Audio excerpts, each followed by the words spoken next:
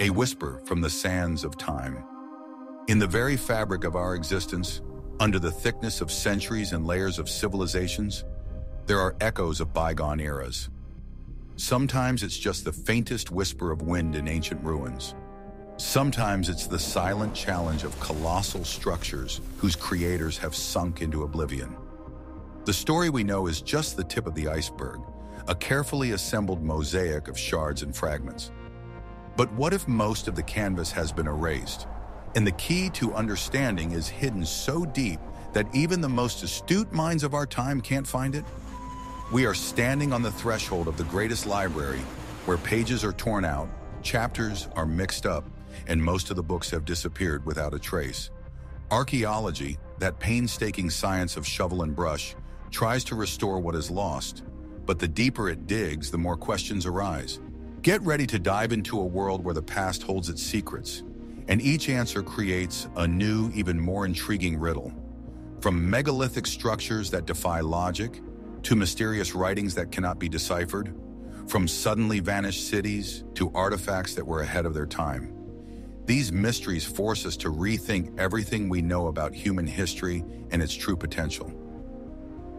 We will travel to the most remote corners of the earth to explore 50 archaeological mysteries, unexplained phenomena, amazing finds, and entire civilizations whose greatness has faded, leaving behind only the echo of silent stones and inexplicable symbols.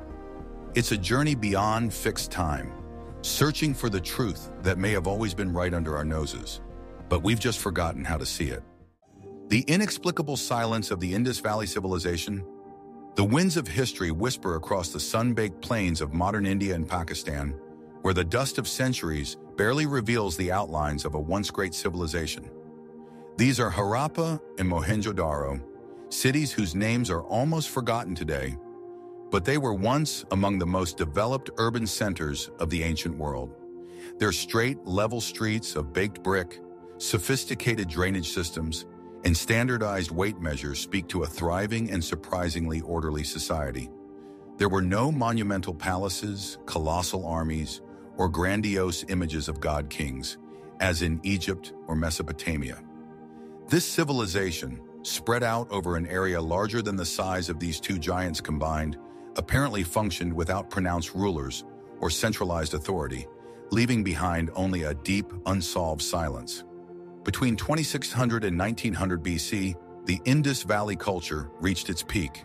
Its cities, Mohenjo-Daro and Harappa, were masterpieces of early urban planning. Houses were built according to standardized plans, often with courtyards and their own wells, and each city had a sophisticated sewer system, a precursor to the modern one. The Great Bath at Mohenjo-Daro, a massive watertight structure, probably served for ritual ablutions, emphasizing the deep connection with water and cleanliness. Trade flourished, spanning Mesopotamia and the Persian Gulf, as evidenced by characteristic seals found far beyond the Indus Valley. These seals depict animals, unicorns, tigers, elephants, and inscribe mysterious symbols related to their unique and still unencrypted writing. This particular script, found on thousands of artifacts, is one of the main keys and one of the greatest mysteries. It speaks of a developed symbolic language. But what does it say? Laws, poems, trade records, or sacred texts, we do not know, and this silence is the core of the mystery. Around 1900 BC, less than a millennium into its heyday, the Indus Valley civilization began to decline. Cities gradually emptied out, trade ceased, and writing disappeared.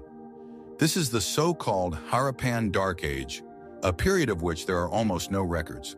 The great cities were silent, their buildings dilapidated, and the once bustling centers turned to dust. But what was the reason for such a quiet and complete disappearance of one of the earliest urban cultures in the world? There are no signs of large-scale wars, devastating fires, or epidemics that could explain such a total collapse.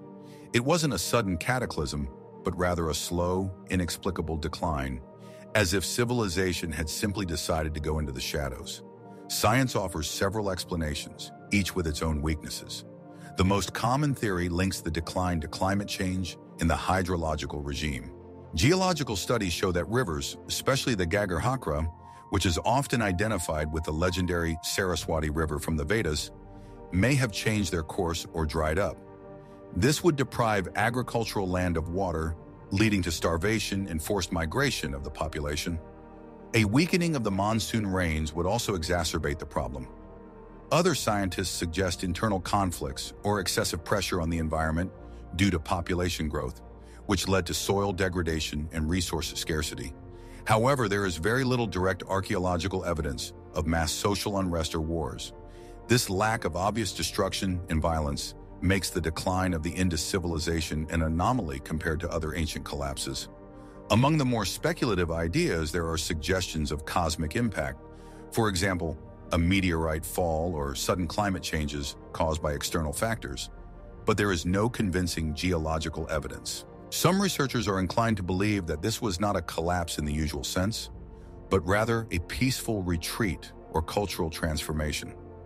Given the lack of a pronounced hierarchy, it is possible that society simply dispersed, returning to smaller, decentralized forms of existence when urban life became unprofitable or impossible.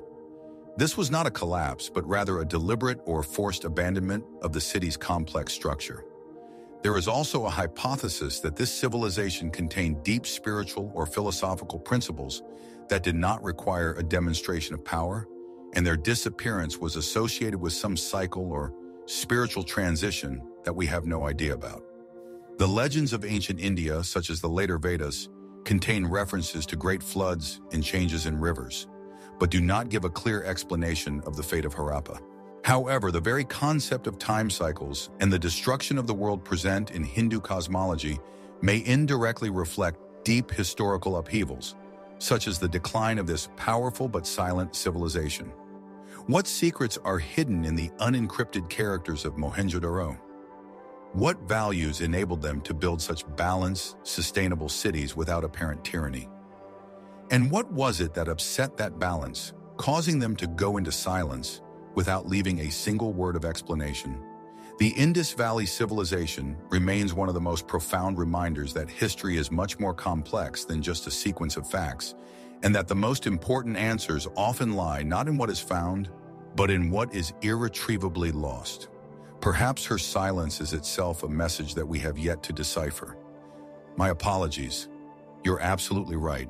There was a misunderstanding. I have rewritten chapters 2 and 3 to meet all your requirements. No sub-items in the same atmospheric style, with an emphasis on intrigue, flourishing, mystery, traditional and non-traditional hypotheses, and legends. The unsolved mystery of Easter Islands Moai.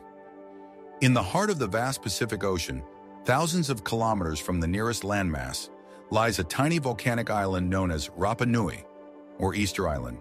His name evokes thoughts of isolation and mystery, but nothing embodies that mystery more than his silent stone guardians, the Moai. These colossal statues carved from volcanic tuff, with their inscrutable faces, prominent chins, and deep-set eyes, stare out at the ocean as if guarding age-old secrets. In total, about 1,000 Moai have been discovered on the island, some of which reach 10 meters in height and weigh up to 75 tons, and one unfinished statue in a quarry exceeds 20 meters and weighs almost 270 tons. How did the ancient Rapa Nui people, who lived in isolation on such a remote island, without wheels, pack animals, or advanced technology, manage not only to carve these giant statues, but also to move them many kilometers away from the quarry, install them on ceremonial platforms, and even put on their heads multi-ton stone caps made of red slag? This is one of the greatest engineering and logistics puzzles of the ancient world. The Rapa Nui civilization flourished from about the 10th to the 16th century AD.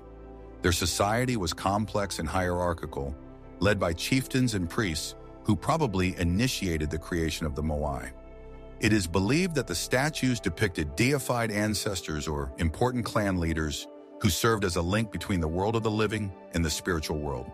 The larger and more majestic a statue was, the more mana, or spiritual power, it was believed to bring to the clan. Most of the Moai was carved in the Rano Raraku quarry, a volcano whose soft rocks were ideal for carving.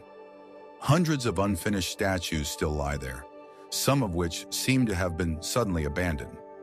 This suggests that the Moai creation process has been a central aspect of Rapa Nui culture for centuries.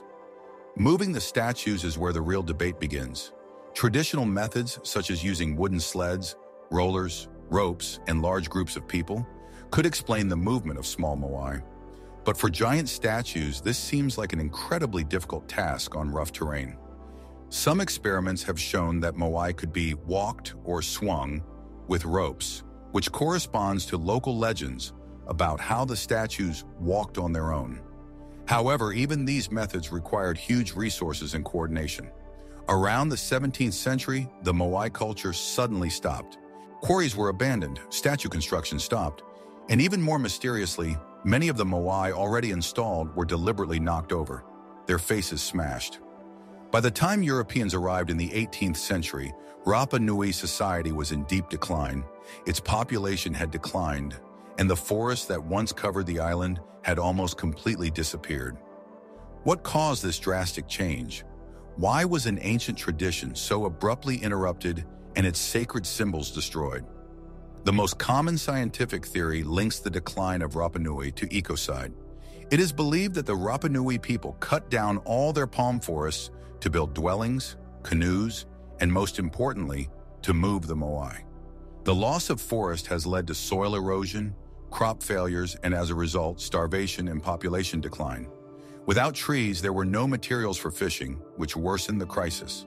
As resources were depleted, clans probably began to fight for the remaining ones, and the overturned Moai are seen as evidence of such conflicts. A symbolic war in which clans destroyed sacred objects of their rivals, depriving them of mana, which led to a general social collapse. Among unconventional hypotheses and traditions, there are versions of external intervention or divine punishment. Some speculative theories suggest that the decline may have been caused by contact with unknown civilizations that brought new diseases or destructive ideas. In local Rapa Nui lore, there are myths about deities who came from heaven or across the sea and then left the island, possibly taking some of the knowledge with them or causing a catastrophe. There is also a legend about Hat Matua, the first king who sailed to the island, bringing knowledge. His passing or death could be the beginning of a decline. Rapa Nui legends say that the Moai walked themselves. Some researchers interpret this not as a metaphor, but as an indication of a forgotten technology or methods that made it possible to move statues much easier than modern methods suggest. Perhaps it was unique knowledge about levers, gravity, or even acoustic levitation that was lost after the collapse. Others believe that the Moai were not just statues, but had some kind of energetic or spiritual meaning, which when broken, led to their fall and oblivion. Could such an extensive ecocide have occurred so quickly, or were there other, less obvious factors? What was the true purpose of the Moai, and why were they overturned? Did these giants really go? And if so, how? Or is their silent fall a grim warning about the fragility of human interaction with nature? Easter Islands Moai remain a symbol of inexplicable grandeur and tragic decline. Their eyes turn to the sky, continuing to hold the secrets of the ancient inhabitants of Rapa Nui, who may have known something about our world that we still can't fathom. The lost pyramids and forgotten cities of Nubia. Far to the south of the famous pyramids of Giza, hundreds of smaller but equally mysterious pyramids rise along the curves of the Nile in modern-day Sudan. These are not Egyptian tombs, but necropolises of the Kushite kingdom, also known as Nubia. While Egyptian pharaohs built colossal tombs, Nubian kings and queens built entire cities, necropolises with dozens of pointed pyramids, each of which is crowned with a flat top and decorated with its own temples and burial chambers. These structures, often located in picturesque locations such as Meroe, Napata, and Jebel Barkal, attest to a thriving, powerful civilization that competed, traded, and even ruled its northern neighbor, Egypt, for thousands of years. But why is this great civilization, which left behind more pyramids than Egypt itself, so little known? And why does its history seem to be erased from the world's textbooks? The Kushite kingdom, or Nubia, was one of the oldest and longest-lived states in the history of Africa, spanning the period from 2500 BC to 350 AD. At their peak, in the 8th and 7th centuries BC, The Kushite pharaohs even ruled Egypt as the 25th dynasty. This was a period when Nubian rulers such as Paye and Taharqa controlled vast territories from the Mediterranean to modern-day Sudan, building temples in Karnak and extending their influence throughout the Middle East. Kushite culture was a unique fusion of African and Egyptian traditions, creating its own style in architecture, art, and religion. They worshiped both Egyptian gods and their own, such as the lion god Apedemek. Nubia was rich in gold, iron, and ivory, which allowed it to maintain a thriving trade. Meroe, the capital of the late period, developed its own hieroglyphic and italic scripts, the Meroitic script, which is still not fully deciphered. This indicates a high degree of cultural development and independence, but it is also the main reason for its neglect. Despite its power and duration, the Kushite kingdom, its cities and pyramids, remain on the periphery of historical consciousness. Unlike Egypt, Nubia is much less talked about, and its history is often reduced to a footnote in the context of the Egyptian pharaohs. Why was such a significant civilization virtually erased from the collective memory of mankind? Why isn't her writing system still working, unraveled, and its monuments have not received the same global recognition? The main reason for being forgotten is that the Meroitic script is not fully deciphered. Although the letters are known, the meaning of the words and grammar remain a mystery. Without the ability to read their own texts, we cannot hear the Nubians' voice, understand their worldview, their daily life, and their inner history. This makes their civilization dumb for modern science. In addition, Nubia has always been on the border of two worlds, Africa and the Middle East. After the fall of its power over Egypt and the rise of the Roman Empire, which focused on more northern territories, Nubia found itself in relative isolation. Over time, it has become less prominent in the historical records of other powerful powers. Over the centuries, many Nubian monuments have also been looted and destroyed. Among the unconventional hypotheses and legends surrounding Nubia, there are suggestions that the Kushite kingdom may have fallen victim to some curse of oblivion or karmic retribution for its aggressive campaigns against Egypt or other neighbors. In the myths of Africa, there are often stories about civilizations that lose their power and disappear when they violate certain cosmic laws or balance. Nubia may have contained unique knowledge or esoteric practices other than those of Egypt, which were deliberately hidden or lost. Some researchers point to unusual symbols and rituals depicted on temple walls that may indicate a deeper spiritual understanding that is not available to us today. There are suggestions that Nubia may have been the guardian of ancient African traditions that were lost as a result of cultural assimilation or conflict. Some speculative hypotheses link the decline of Nubia with large cosmic or astronomical cycles that affect the energy of the earth and the fate of civilizations. If the Nubians had a deep astronomical knowledge, this might explain their decline as part of a predicted or accepted cycle. What secrets are hidden in the unencrypted characters of Meroe? What stories do the silent pyramids that rise above the Sudanese sands tell? Was Nubia simply forgotten due to circumstances, or was its history deliberately distorted or ignored? The pyramids of Nubia stand as silent witnesses to a powerful but almost invisible empire whose secrets are waiting in the wings to be revealed, reminding us that the history of mankind is much wider and more mysterious than we can imagine. The mystery of the stone balls of Costa Rica. Hundreds of almost perfectly spherical stone balls, known as decaspheres, have been discovered on the Pacific coast of Costa Rica amid the dense rainforest of the Decas River Delta. These amazing objects range in size from a few centimeters to 2.5 meters in diameter, reaching a weight of 16 tons. Carved from solid granodiorite, they represent one of America's most intriguing archaeological mysteries. Who created these balloons? For what purpose? And how did ancient cultures that didn't have advanced technology manage to give stone such a startling, spherical shape and move such colossal masses? Science still can't give definitive answers, and the silence of the jungle only adds to the mystery of these stone messages from the past. The heyday of the civilizations that inhabited this area falls on the period from 200 BC to 1500 AD. These were mostly societies belonging to the Decas culture, which developed in relative isolation. They were skilled farmers, fishermen, and artisans, but they left no monumental cities or written records behind, making it even more difficult to interpret their heritage. Stone balls were probably created using a crushing and polishing technique. First, large blocks of stone were cut, and then brought to an almost perfect spherical shape using abrasive materials such as sand or special stones. It was an incredibly time-consuming process, requiring great skill and organization of work. The balls were often placed in groups or in specific formations, sometimes near ancient settlements or burials, which indicates their ritual or symbolic significance. The main secret of these spheres lies in their purpose and technology of creation. Why did the ancient people spend so much effort creating such objects? Most of the balloons were found outside of their original locations due to movement caused by agricultural work, or even attempts to use them as decoration. This erased the original context of their location, depriving archaeologists of valuable clues. Were they status symbols, navigation markers, astronomical instruments?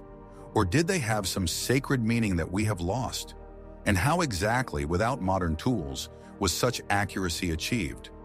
Some researchers believe that the creators may have used special measuring tools, possibly based on geometric principles, but no such tools have been found.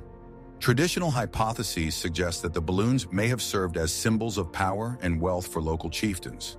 The larger and more perfect the orb, the more powerful its owner was, and the more resources they could mobilize to create it.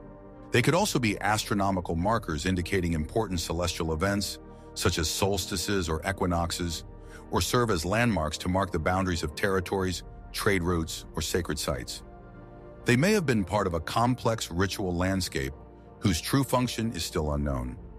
The unconventional hypotheses and traditions surrounding these areas are much more exotic. Some claim that these are alien artifacts left by aliens as navigation beacons or messages. This version, of course, has no scientific evidence, but is generated by the amazing accuracy of the forms. Local legends of the Bribri Indians, an indigenous people of Costa Rica, say that these balls were created by the thunder god Kaburi, who used huge hammers to form them. Other tales tell of mysterious ancestors with supernatural powers or forgotten technologies that allowed them to control the stone. There is also a version that the spheres could be energy storage devices or repeaters used to communicate with space or to influence the environment. What is the true purpose of these stone perfections?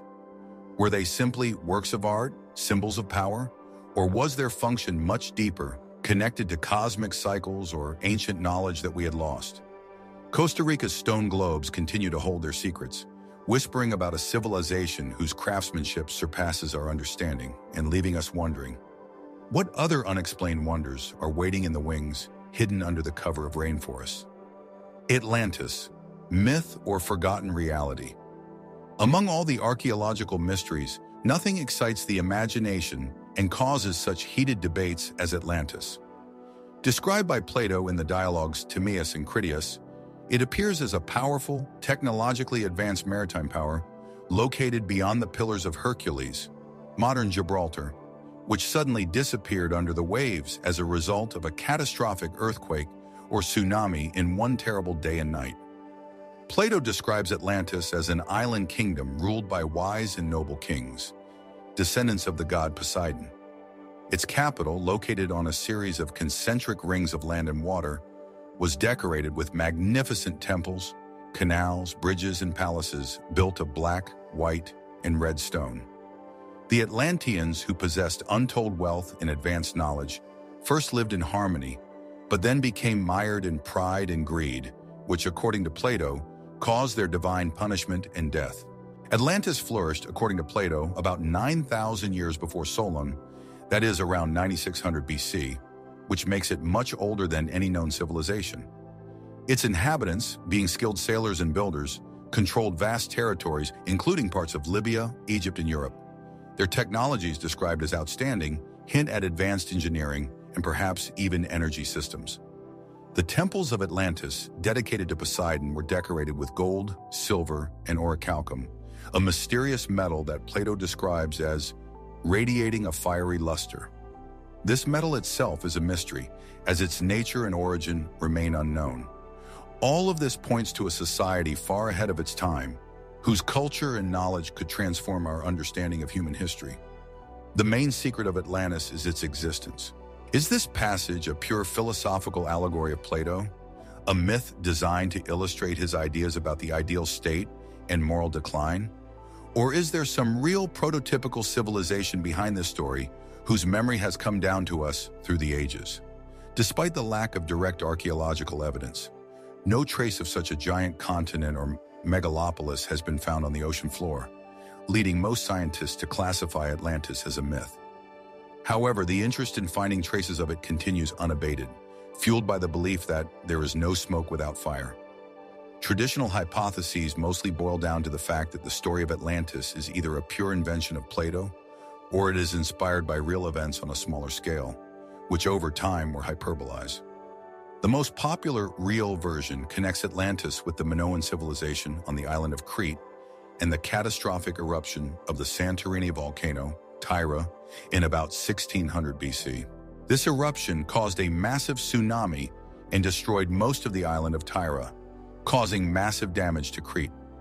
Some scholars believe that this catastrophe, although it occurred much later than Plato describes, may have served as a source of inspiration for his story, and the scale of the event was exaggerated in oral transmission over the millennia. Others believe that Plato may have been inspired by stories about ancient Phoenician or Egyptian cities that were flooded.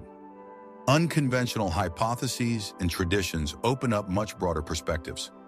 Many believe that Atlantis was a real highly developed civilization, whose remnants are still hidden under the ocean depths or in inaccessible regions of the earth. Some suggest that it was located in the area of the Bermuda Triangle, where underwater structures were discovered, or in the area of the Azores, Canary Islands, or even off the coast of Ireland. These places are often associated with anomalous phenomena, which, according to proponents, may be an echo of the ancient energy technologies of the Atlanteans. There are versions that the Atlanteans possessed not only advanced engineering knowledge, but also psychic abilities or a special understanding of the crystal energy that they used for their own needs, and it was the abuse of this power that led to their death. Esoteric teachings and theosophy, including the writings of Helena Blavatsky and Edgar Cayce, describe Atlantis as a continent inhabited by a race of powerful beings who possess profound spiritual knowledge and technology that was lost to humanity after their demise. These sources often refer to the Tui crystal or fire crystal as the Atlantean energy source. Is Atlantis just a myth that lives on in the collective subconscious of humanity? Or is it a lost chapter of our history waiting to be discovered? What if Plato's story is not just an allegory, but a warning about pride and environmental disaster, a message from the depths of time? Atlantis continues to attract researchers, dreamers, and conspiracy theorists, remaining one of the most elusive and attractive mysteries of archaeology. A symbol of all those great civilizations that could have existed but were wiped off the face of the earth, leaving behind only legends and open questions. The secret of the Nazca geoglyphs, messages to the sky. On the arid plateau of the Nazca Desert in southern Peru, spread out under the merciless sun, one of the most amazing and difficult to explain creations of the ancient world is hidden. The Nazca geoglyphs.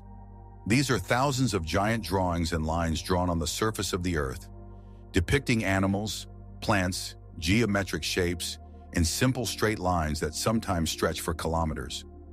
Their scale is so huge that many of them can only be fully viewed from the air, which raises one of the main questions.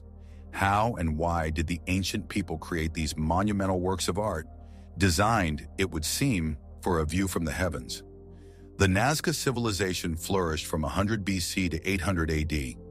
It was a culture known for its elaborate ceramic production, sophisticated irrigation systems, and apparently deep connection to the natural and possibly celestial world. Geoglyphs were created by removing dark oxidized rocks from the desert surface, exposing the lighter ground beneath them. This technique, while simple to execute, required incredible precision, planning, and coordination over vast territories. Images include a spider, hummingbird, monkey, fish, lizard, and abstract spirals and trapezoids. Many of the lines are perfectly straight and led to certain points on the horizon, which indicates their possible connection with astronomical observations. The largest figures are hundreds of meters long, and the line system extends over hundreds of square kilometers.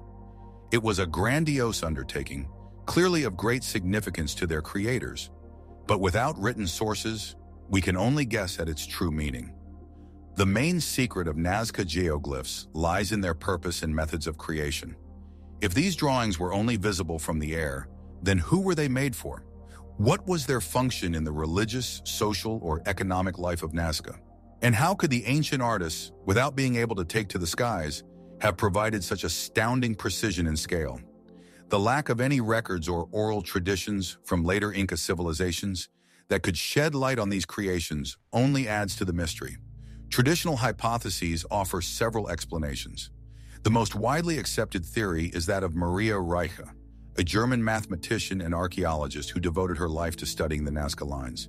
She believed that the geoglyphs served as a giant astronomical calendar, indicating solstices, equinoxes, and the cycles of the stars, which was critical for determining the time of planting and harvesting in an arid region. Some lines may also indicate water sources or be part of rituals related to water and fertility, vital for survival in the desert. Another version suggests that they may have been sacred paths or processional roads along which ritual processions were performed, and the figures were objects of worship or symbols of clans. Unconventional hypotheses and traditions, of course, are more daring. The most famous of these is the paleo-contact theory, according to which Nazca geoglyphs are landing strips or navigation signs for extraterrestrial spacecraft. This idea, popularized by Erich von Däniken, relies on the fact that the drawings are only visible from a height, and suggests that ancient people may have had contact with extraterrestrial civilizations. Although this theory has no scientific evidence, it highlights the uniqueness and scale of these creations. Local Quechua lore, although not directly related to Nazca, speaks of Viracocha, a creator god who came from heaven and left behind signs on earth. Some esoteric teachings interpret lines as energy channels or symbols designed to interact with cosmic forces or to activate certain earth energies. There is also a hypothesis that the Nazca may have had a unique ability to astral projection or deep meditation, allowing them to see the drawings from above and direct their creation. Who were these giant messages created for? Were they a prayer to the rain gods, a heavenly signpost for cultivators? Or was their true meaning beyond our three-dimensional understanding? The Nazca geoglyphs remain silent, stretching across the desert like a giant, unencrypted text, each symbol whispering a great secret awaiting discovery. The disappearance of the Mayan civilization, a collective exodus. In the heart of the humid jungles of Central America, the majestic ruins of ancient cities, Tikal, Palenque, Copan, Chichen Itza, are hidden under dense tree crowns. These monumental pyramid temples, observatories, stadiums for sacred games, and exquisite palaces witness the flourishing of the Mayan civilization, one of the most developed cultures of pre-Columbian America. They developed a complex hieroglyphic script, a stunningly accurate calendar that can predict eclipses thousands of years in advance, and a deep knowledge of mathematics, including the concept of zero, long before it was introduced in Europe. Their art and architecture are amazing, and their intellectual achievements are awe-inspiring. And yet, from about the 9th century AD, during the period known as the collapse of the classical Maya, most of the major cities in the southern lowlands were abandoned, their populations plummeted, and construction work stopped. What made a great civilization, seemingly at the peak of its development, so suddenly abandon its majestic centers and practically disappear? The heyday of the classic Maya period, c. 250–900 AD, was a time of unprecedented intellectual and artistic growth, with cities such as Tikal numbering tens of thousands of inhabitants and serving as centers of political power, religious rites, and astronomical observation. And the Maya erected stele stone monuments carved with hieroglyphic inscriptions, recording important dates, deeds of rulers, and mythological events. Their calendar system, which included a long count, was so precise that it allowed them to track astronomical cycles with incredible precision. They had a deep knowledge of the movement of the planets, the phases of the moon and solar eclipses, trade networks connected cities, and sophisticated agricultural methods such as terraced farming and floating fields, chinampa, allowed them to maintain the stability of the Earth's population. With a large population, the Maya were not just builders, but also philosophers, astronomers, and scribes, whose legacy is still striking in its depth. The main secret of the collapse of the classical Maya is its scale and apparent suddenness. For several decades, starting from the 19th century, the cities were emptied one after another, construction stopped, hieroglyphic steles were no longer erected, and the complex social and political structure collapsed. It was not an instantaneous end, but rather a gradual but irreversible outcome from the great centers to less populated areas. Why did the rulers lose power? Where did the population go? And why couldn't such a developed culture survive this crisis? Traditional scientific hypotheses point to a combination of factors that could have led to the decline. Chief among them are prolonged droughts and climate change. Paleoclimatic studies show that between 800 and 900 AD, the Maya region experienced several prolonged and severe droughts, which led to crop failures, famine, and lack of drinking water. In turn, it could provoke internal conflicts over the remaining resources, as well as an excessive burden on the environment due to deforestation for construction and agriculture. Deforestation could worsen the drought, changing the microclimate, and versions of overpopulation and epidemics are also being considered, which could significantly reduce the population and undermine social stability. Acting in a complex, they could lead to the collapse of centralized power and mass migration. Among the unconventional hypotheses and traditions, there are much more exotic explanations. Some suggest the depletion of spiritual energy or a change in the cosmic cycles that, according to the Mayans, ruled the universe. If the Mayan priests could not maintain harmony with the cosmos or predict the future due to changes in the stellar cycles, this could undermine their authority and cause a crisis of faith. The Maya were deeply immersed in astronomy and time cycles, and their long count calendar ended in 2012, which gave rise to a lot of speculation about the end of the world or the transition to a new era. Perhaps their disappearance was part of such a foreseen transition or exodus to another dimension. There are also versions of extraterrestrial intervention, suggesting that the Maya received their advanced knowledge from newcomers who then abandoned them, leaving the civilization without support. Local legends of Mayan descendants often speak of peoples who went underground or moved to other worlds, rather than simply dying of starvation or war, indicating a more mystical understanding of them fates. What really happened to the great Mayan civilization? Was it just a lesson about the fragility of human society in the face of nature? Or did they take with them secrets that we are not yet ready to understand? The silent Mayan ruins, shrouded in jungle, continue to hold their secrets, whispering about a collective exodus whose true causes may go much deeper than just drought or war, leaving us wondering how easily great civilizations can go into oblivion. The underwater ruins of Yonaguni, sunken city or natural wonder. Off the southwest coast of Japan's Yonaguni Island, hidden under the azure waters of the Pacific Ocean, lie monumental stone formations known as the Yonaguni underwater ruins.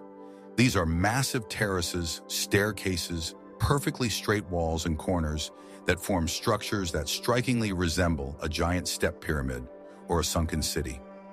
Discovered by diver Kihachiro Aratake in the 1980s, these formations instantly became the subject of fierce disputes between scientists. Is this ancient structure the creation of man, the remnant of a lost civilization?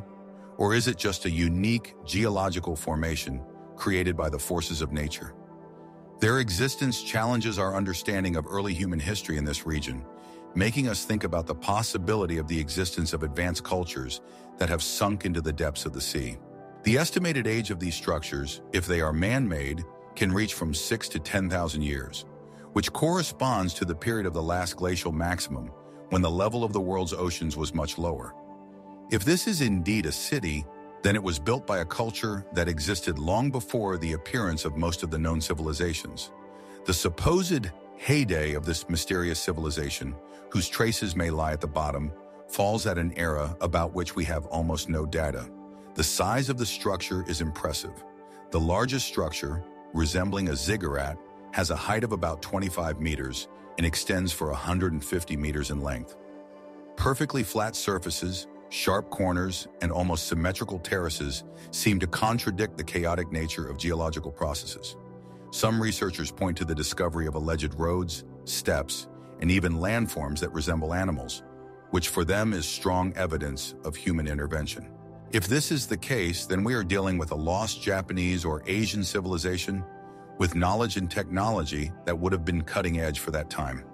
The main mystery of the Inaguni ruins is, of course, their origin.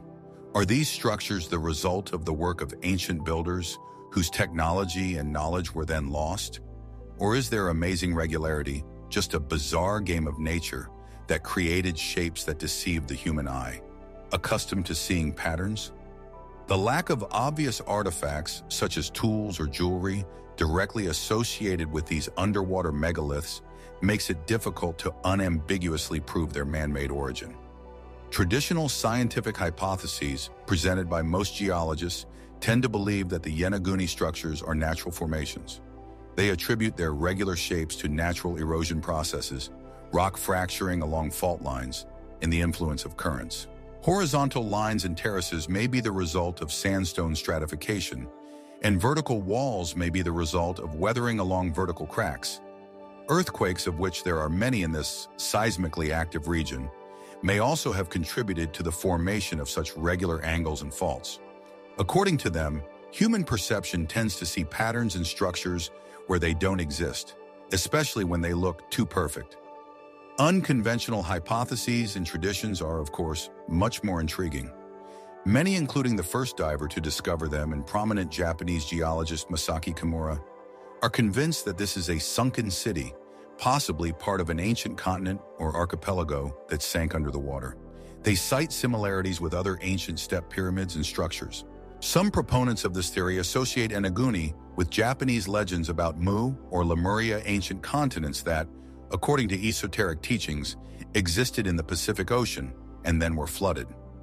These mythical lands are often described as the birthplace of highly developed civilizations with deep spiritual and technological knowledge. There is also speculation about a sacred portal or energy center that may have been active in ancient times and was flooded to hide its true function from humanity. These structures may have been part of a complex system associated with Earth's energy or even with celestial cycles.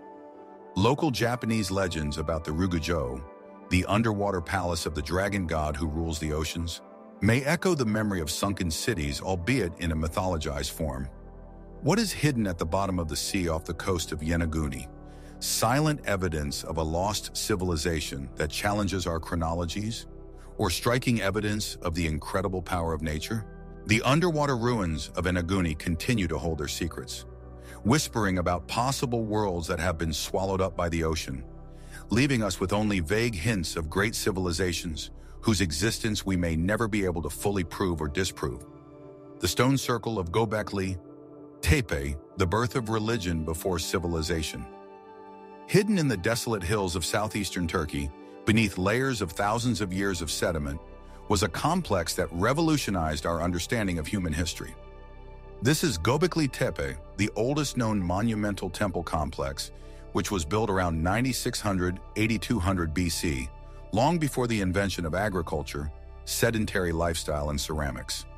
Massive T-shaped limestone pillars, some weighing up to 20 tons, elaborately carved with images of wild animals, foxes, wild boars, snakes, birds, and insects, were set in a series of concentric stone circles.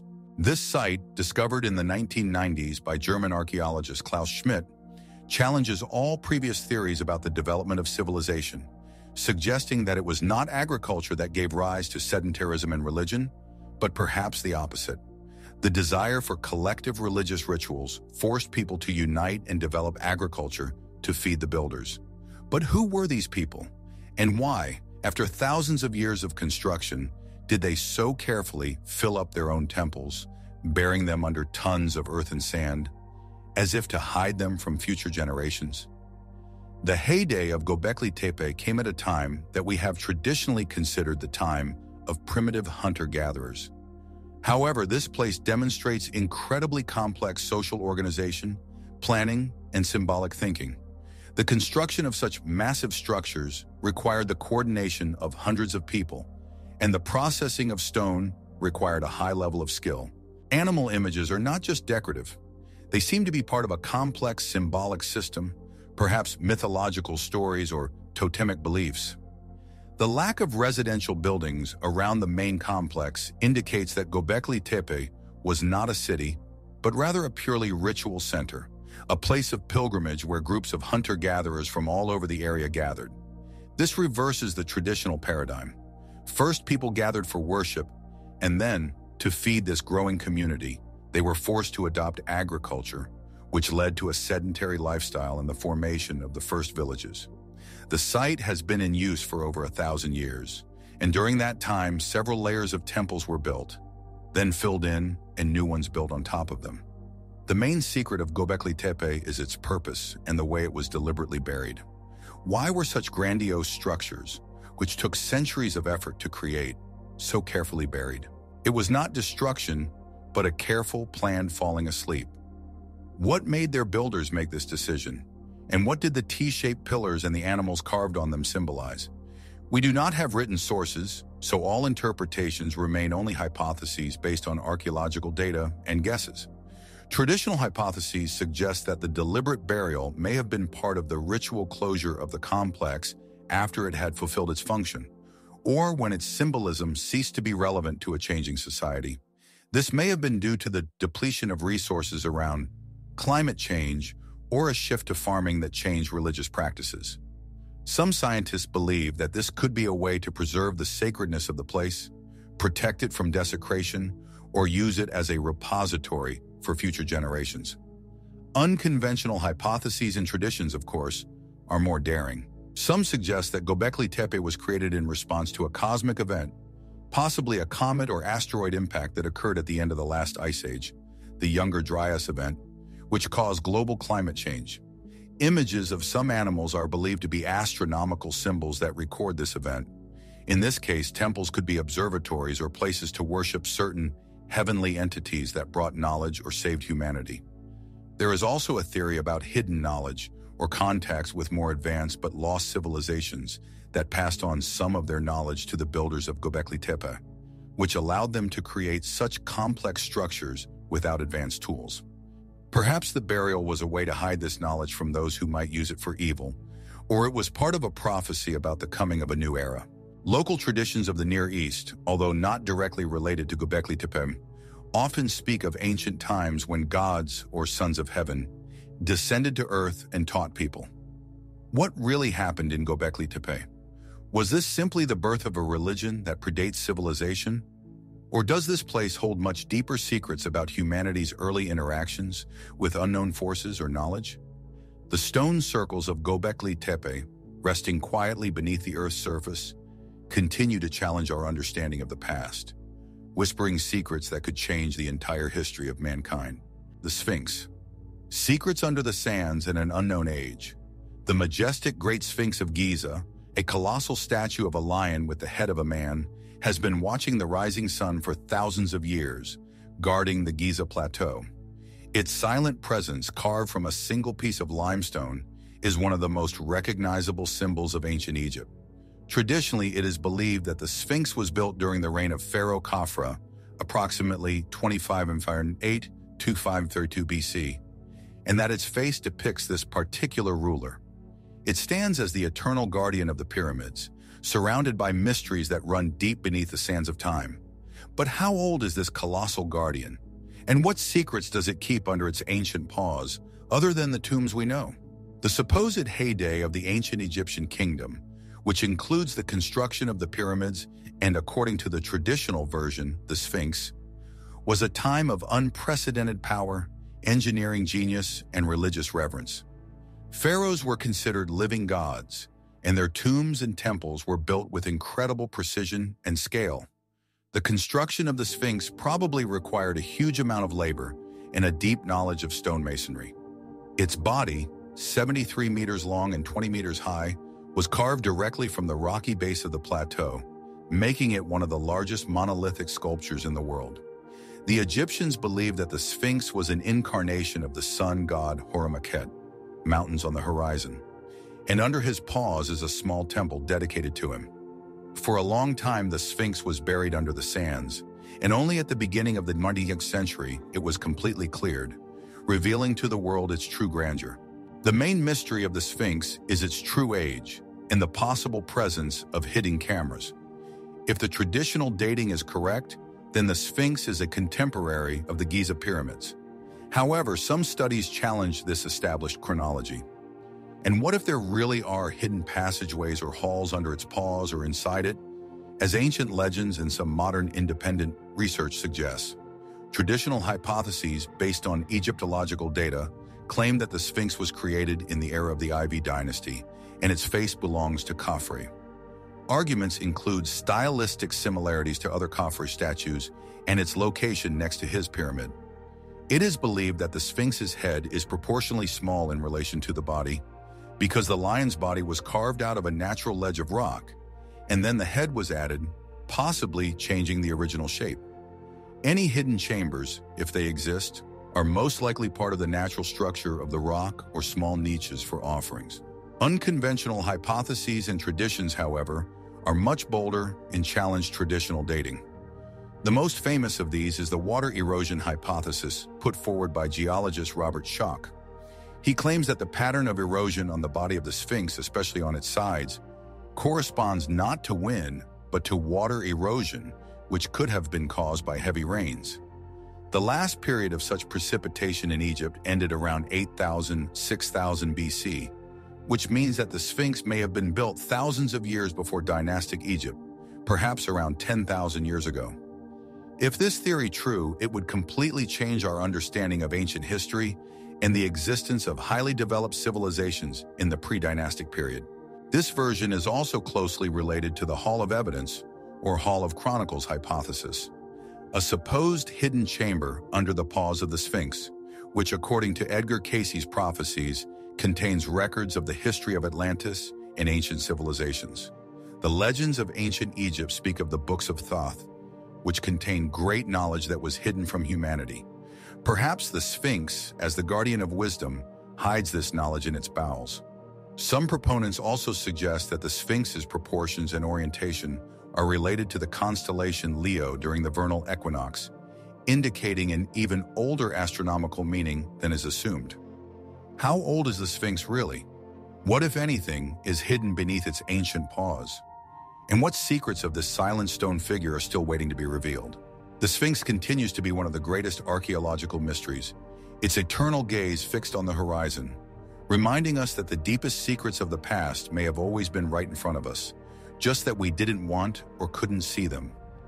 Stonehenge megaliths, celestial calendar or portal.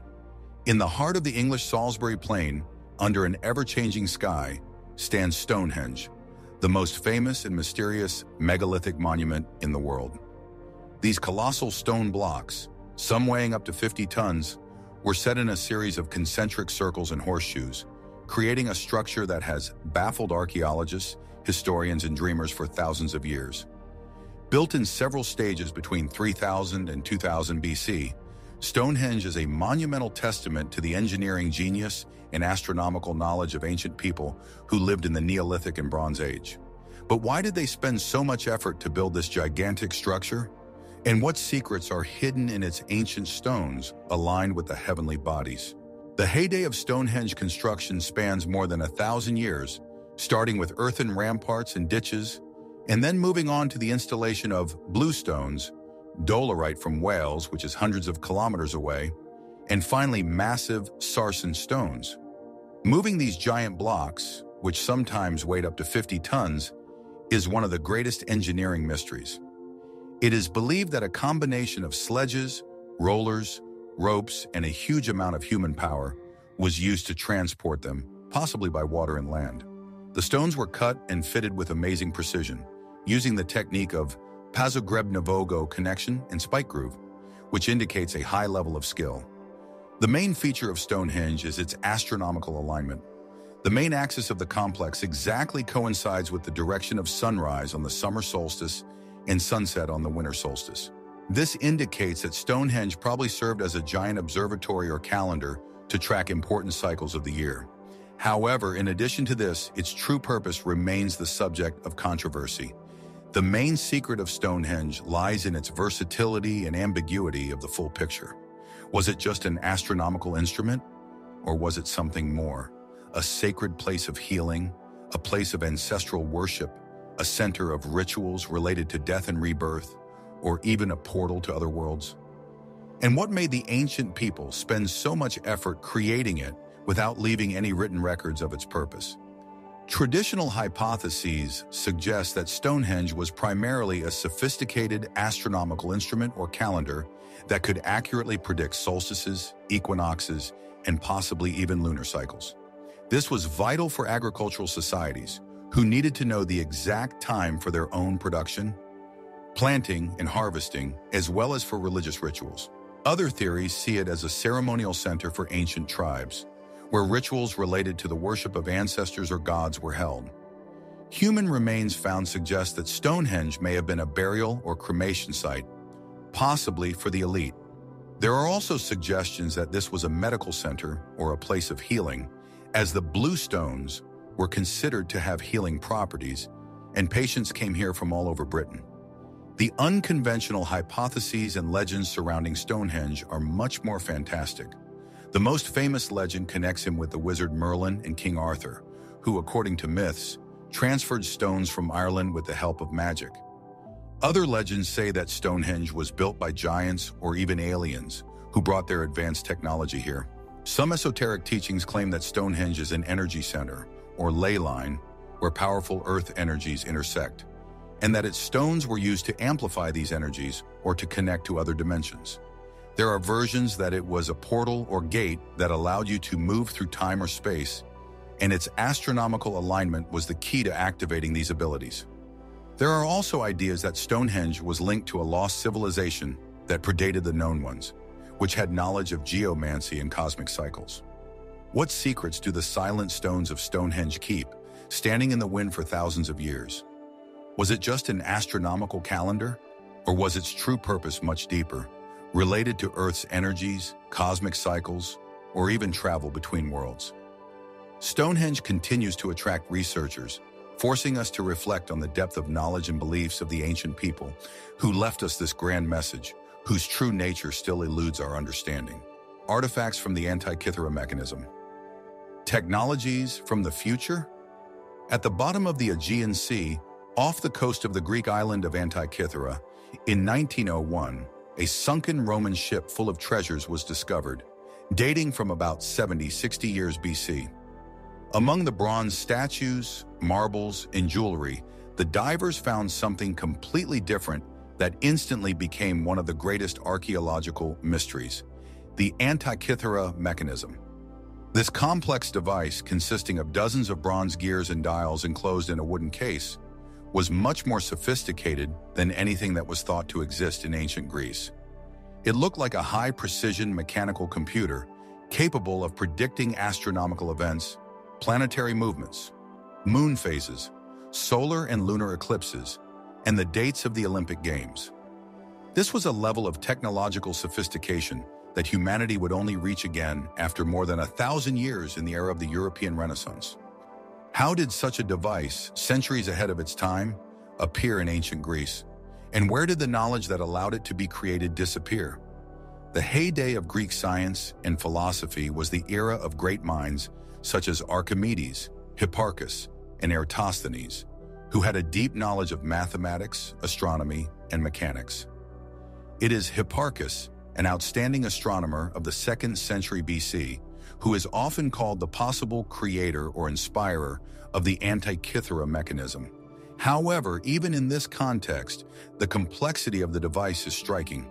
It includes differential transmission, a technology that was thought to have been invented only in the 16th century. The mechanism had scales for the Greek zodiac, the Egyptian calendar, and even scales for determining the dates of the 4-year cycles of the Olympic Games. Its accuracy and versatility indicate that it was not a simple device, but the pinnacle of ancient engineering. Since its discovery and initial attempts at reconstruction, scientists have been struck by its complexity, which only deepened the mystery of its origin and the disappearance of such technologies.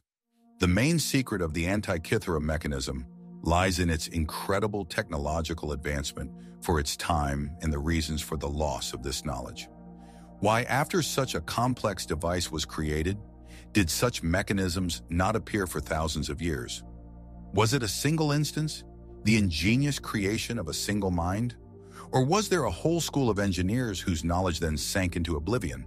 And why is such an important technology not widely adopted? Traditional hypotheses suggest that the Antiqua mechanism was the pinnacle of Greek astronomy and engineering, possibly the result of the work of one or more brilliant scientists such as Archimedes or his students.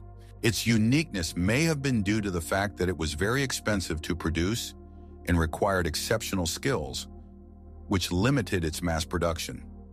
The loss of knowledge may have been due to the upheaval and decline of the Roman Empire, which led to the destruction of libraries, the disappearance of scientists, and a general technological regression in Europe. Knowledge could be lost without being recorded or transmitted properly. Unconventional hypotheses and traditions are certainly more intriguing. Some suggest that the Antiqua mechanism is evidence of lost technology or knowledge passed down by older and more advanced civilizations, perhaps even the Atlanteans or other prehistoric peoples. In this case, the mechanism would be just one of the few remaining artifacts that hint at a much more complex technological history of mankind than we realize. There are theories about paleocontact, suggesting that advanced knowledge could have been passed on to humanity by extraterrestrial civilizations, which then left Earth, leaving behind only rare artifacts such as this one. Some esoteric teachings speak of ancient teachers or gods who gave mankind knowledge and then withdrew, and the Antiqua mechanism may be an echo of these gifts. What exactly is the Antiqua mechanism? Was it a single piece of genius whose significance has been forgotten? Or is it the key to understanding the much more advanced technological history of the ancient world that has been erased from our textbooks? This amazing artifact continues to challenge our understanding of the past, reminding us how easily great knowledge can be lost and how many secrets are still hidden under the waves of time. Mysterious sculptures of paracas, deformed skulls, and ancient medical secrets. On the arid, windswept plains of Peru's southern coast, near the Paracas Peninsula, archaeologists have discovered one of the most intriguing and unexplained phenomena of the ancient world: deformed Paracas skulls. These skulls, found in numerous graves, especially in the Cerro Colorado necropolis, belong to people of the ancient Paracas culture, which existed from about 800 BC to 100 AD. Their skulls have an unnaturally elongated shape, very different from the usual human skull. While many cultures have practiced artificial cranial deformity by tying an infant's head to produce an elongated shape, Paracas skulls have unique anatomical features that lead some researchers to question the purely artificial origin of the deformity. These anatomical anomalies include increased cranial volume and other structural differences that call into question our understanding of human evolution and diversity. Who were these people with unusual heads? And where did they come from? The Paracas culture flourished at a time when they were known for their incredibly sophisticated textiles, considered one of the best in the ancient world. Their fabrics, made of cotton and llama and alpaca wool, impressed with their brightness, complex patterns and symbols depicting deities, animals, and mythological scenes. They were also skilled doctors who practiced complex cranial trepanations, surgeries that drill holes in the skull to treat various diseases, such as head injuries or mental disorders. Many skulls found with traces of successful trepanations indicate a high level of their medical knowledge and skills. It was in the context of these advanced medical practices and their unique culture that the elongated skulls were discovered. Many of them look as if the deformity was the result not just of pressure, but of some internal process or genetic predisposition, which challenges traditional explanations. The main mystery of the Paracas skulls lies in the source of their unique anatomy. Was it a purely artificial deformity brought to an incredible level of skill, or does it indicate the existence of a separate, genetically different group of people, perhaps even an unknown species or hybrid? If this was the result of artificial deformation, then why did the ancient people strive for such an extreme form, and what social or religious beliefs were the basis for this practice? The lack of clear explanations in the archaeological record raises many questions. Traditional hypotheses state that the elongated skulls of the Paracas are the result of artificial skull deformity, a practice common in many ancient cultures around the world, such as the Maya, Huns, and some African tribes. The deformity was achieved by tightly binding the baby's head with special bandages or wooden slats for a long period of time, until the skull became pliable and acquired the desired shape. The purpose of this practice, as a rule, was to indicate social status, belonging to an elite or tribe, or to follow aesthetic ideals of beauty. It is believed that the elongated skull could symbolize wisdom, spirituality, or a connection with the divine. The unconventional hypotheses and traditions surrounding the skulls of Paracas are much bolder. Some researchers, including Brian Forster, based on DNA analysis, claim that these skulls contain mitochondrial DNA with mutations that do not correspond to any known human population on Earth. This may indicate the existence of an unknown or hybrid hominid species that may have been an ancestor or part of the Paracas culture.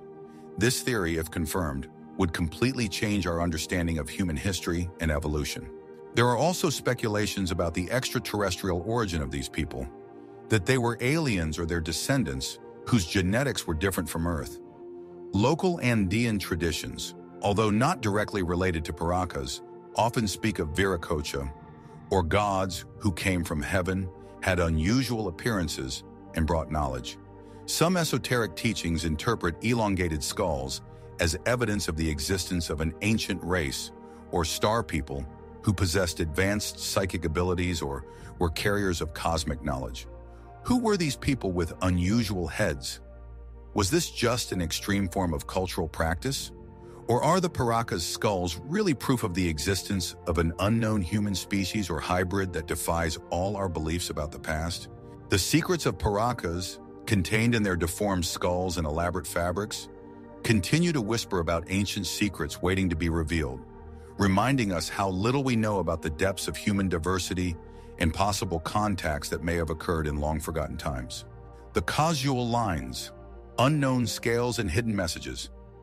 Far from the famous Nazca geoglyphs, in the same arid regions of southern Peru, but in a much larger area stretching for hundreds of kilometers through deserts, mountains, and valleys, there are less well-known but no less mysterious lines and geoglyphs of causal. These ancient drawings etched on the surface of the earth include not only geometric shapes and simple lines, but also images of people, animals, and abstract symbols that extend over such vast distances that many of them have not yet been studied or mapped. Unlike the Nazca, causal lines often pass through difficult mountain areas and cross natural barriers, which makes their creation even more incredible and inexplicable. Who created these giant patterns? And what meaning did they have for civilizations whose existence we are barely beginning to realize? It is assumed that the causal lineages were created by various pre-Columbian cultures, possibly predecessors or contemporaries of the Nazca, such as the Paracas culture or earlier communities, between about 800 BC and 600 AD. Unlike the relatively flat Nazca Plateau, creating the causal lines required even more engineering skills and coordination. The drawings were carved on mountainsides, on hilltops, and in deep gorges, sometimes reaching astounding proportions. Their purpose remains a deep mystery. These lines are not just ornaments, they form complex systems that seem to be part of a gigantic, invisible network spanning vast territories.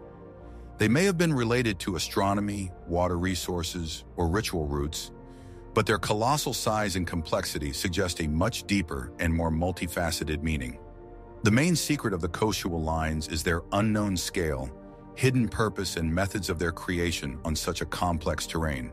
Why did the ancient people create these monumental works of art, which, like the Nazca geoglyphs, were only visible from a height, but at the same time crossed such a complex landscape? What was their function in the religious, social, or even communication systems of these ancient cultures? And how, without modern technology, could they plan and implement such large-scale projects on rough terrain? The lack of any written sources from their creators only adds to this mystery, leaving researchers with only guesses and inferences. Traditional hypotheses, as in the case of Nazca, suggest that the Causeway Lines may have served as astronomical calendars or observatories, indicating important celestial events such as solstices or moon phases, which were critical for agriculture. It is also possible that they were cartographic images or waymarks indicating water sources, settlements, or important ritual sites in a vast and complex desert area. Some scientists suggest that the lines may have been part of a complex irrigation system or catchment area to help manage water resources in an arid region. Although there is no direct evidence for this yet, it is also possible that they were part of a sacred landscape designed for ritual processions or rites related to fertility and water, where each symbol had a deep religious meaning. Unconventional hypotheses and traditions, of course, are much bolder and more mystical. The most common of these is the theory of landing strips for extraterrestrial spaceships, according to which giant lines and trapezoids served as landmarks or airfields for aliens. This version, although it has no scientific evidence, emphasizes the striking accuracy and scale of the lines, which seem illogical to a ground observer. Some believe that the Causeway Lines are gigantic messages addressed either to higher powers or to future generations, encoding information about ancient knowledge or cosmic events. There are also suggestions that these lines were energy channels or ley lines that were used to collect or channel Earth energy for ritual or even technological purposes. Local Andean lore often speaks of paths of the gods, or lines leading to the sky, which may be an echo of these ancient geoglyphs. Perhaps their creators had a unique ability for astral projection or deep meditation, which allowed them to see the drawings from above and direct their creation, or they had access to technologies that significantly exceeded our current understanding of their capabilities. What is the true purpose of these colossal drawings spread across the Peruvian landscape? Were they just giant calendars? Or did their true meaning run much deeper, connected to cosmic forces, unearthly contacts, or lost technologies? The Causeway Lines continue to hold their secrets, stretching across deserts and mountains like a giant, unencrypted text, each character whispering a great secret awaiting discovery and reminding us that there is much more hidden beneath the surface of our planet than we can imagine. Klerksdorp's metal spheres. Impossible proof of antediluvian technology? In the depths of South Africa, in the pyrophyllite mines near Klerksdorp, miners find something that challenges all established ideas about the history of the Earth and the development of technology. These are Klerksdorp spheres, small, from a few millimeters to a few centimeters in diameter, perfectly spherical or slightly flattened objects carved from solid pyrophyllite. Some of them have one or more parallel grooves encircling them along the equator. The most striking feature of these spheres is not their shape, but their age. They were found in geological layers dating back to about 2.88 billion years ago, the Proterozoic eon. At that time, only the simplest single-celled organisms existed on Earth, and even primitive multicellular life forms were billions of years away. How could such artifacts, resembling chiseled products, appear in such a deep geological past when there was not only a person, but no intelligent life at all? This is one of the most inexplicable, out-of-place artifacts that calls into question our entire timeline of life and technology on Earth. The supposed flourishing of these spheres, if they are man-made, occurs during a period that we cannot even imagine in the context of human civilization. The pyrophyllite of which they are composed is a fairly soft mineral, but nevertheless, to give it such an ideal shape and cut even grooves would require high precision and skill. Some spheres are made up of two halves that fit together perfectly, and inside they contain a fibrous substance that decomposes when it comes into contact with air, leaving a void. This only adds to the mystery. If these objects are really evidence of technology, then they belong to a civilization that existed before the birth of dinosaurs, before the formation of continents in their modern form, before the appearance of an oxygen atmosphere. This takes us to a world that we have no idea about, an era that, according to science, was filled only with primitive bacteria and archaea. The main mystery of the Klerksdorp spheres lies in their incongruity with geological chronology. Are they really artifacts of an ancient, unknown civilization? Or are their amazing shapes and patterns just a matter of time? Just the result of natural geological processes that we can't fully understand yet. The absence of any other evidence of intelligent life in the Proterozoic makes them extremely anomalous. Traditional geological hypotheses categorically reject the man-made origin of the spheres. They explain their perfect shape and patterns by natural processes of mineralization and nodule formation. It is believed that the spheres are the result of pyrophyllite metamorphism, in which microscopic impurities or pressure and temperature conditions may have contributed to the formation of such regular shapes. Parallel grooves can result from mineral stratification, chemical reactions, or sedimentary processes. Internal fibrous matter is explained as a softer mineral that undergoes weathering after extraction. From a geological point of view, the appearance of intelligent life capable of creating such objects 2.8 billion years ago is absolutely impossible. However, unconventional hypotheses and legends offer much more fantastic explanations.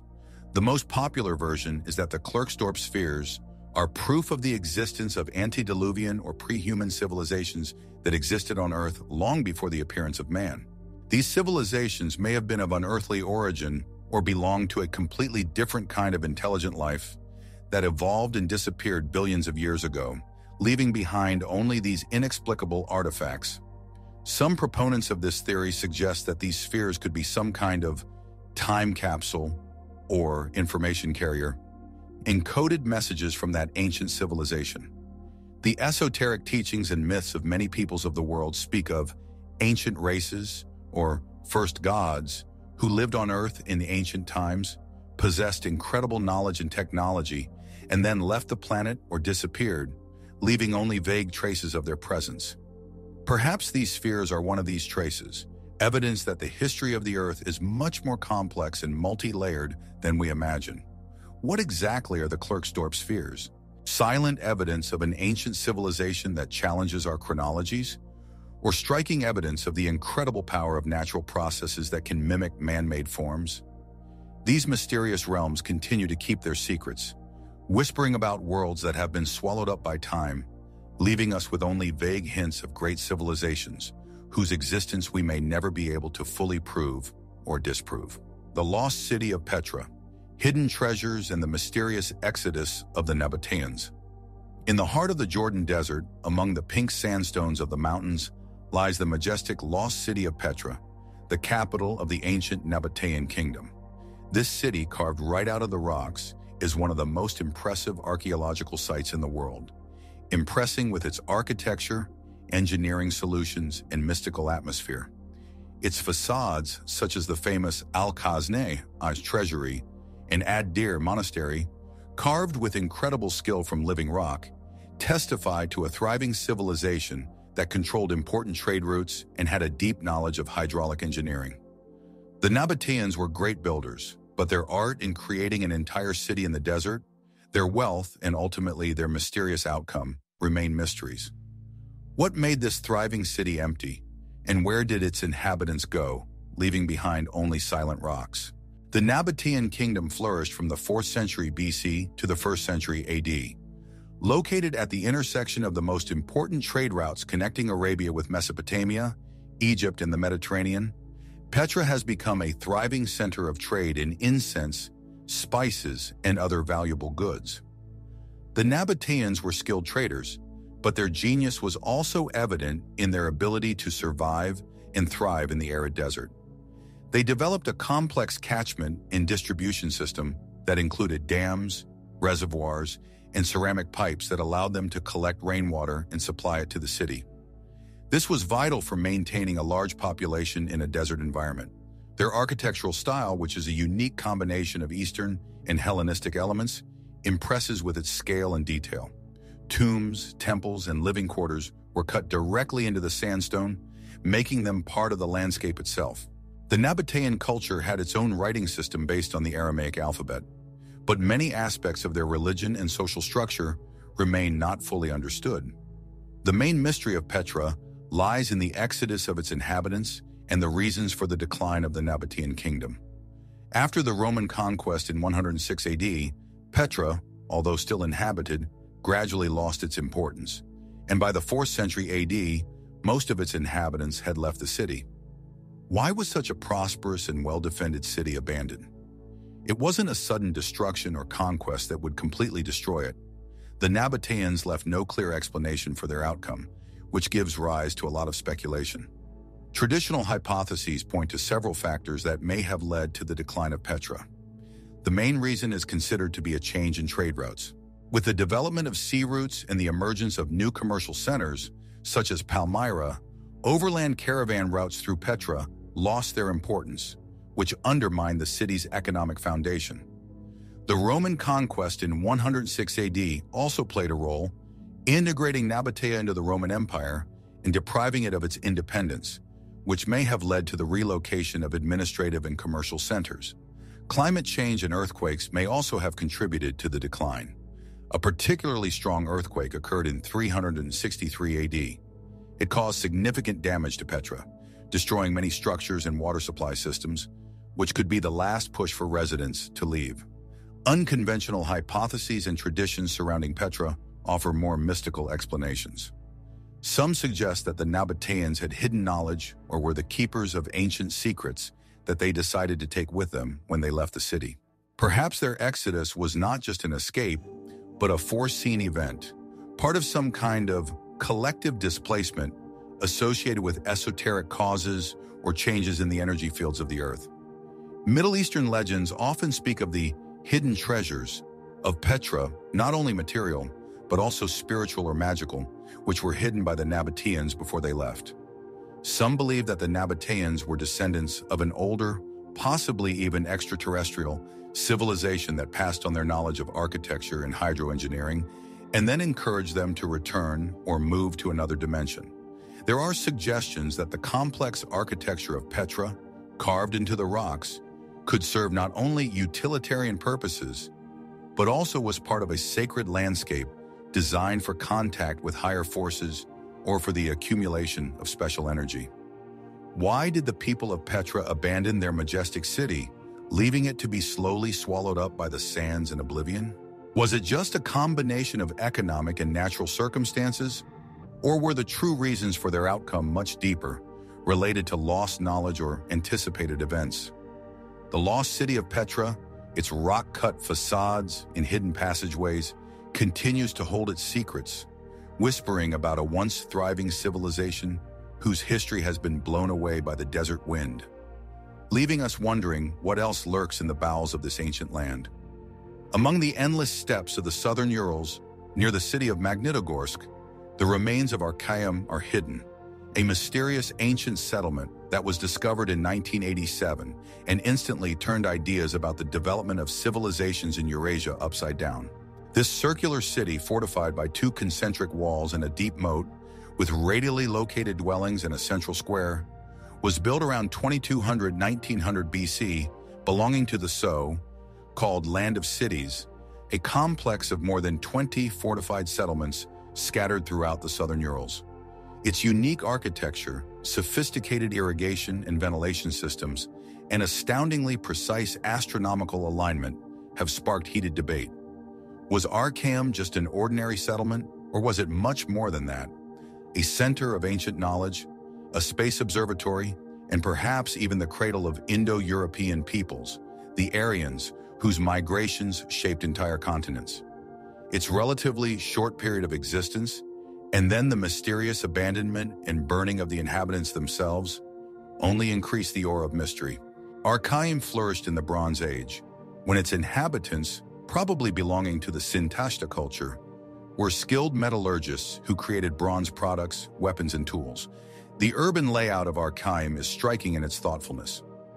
2 concentric walls made of baked clay and wood, internal dwellings arranged in a circle, and a complex drainage system that diverted wastewater and simultaneously provided air circulation.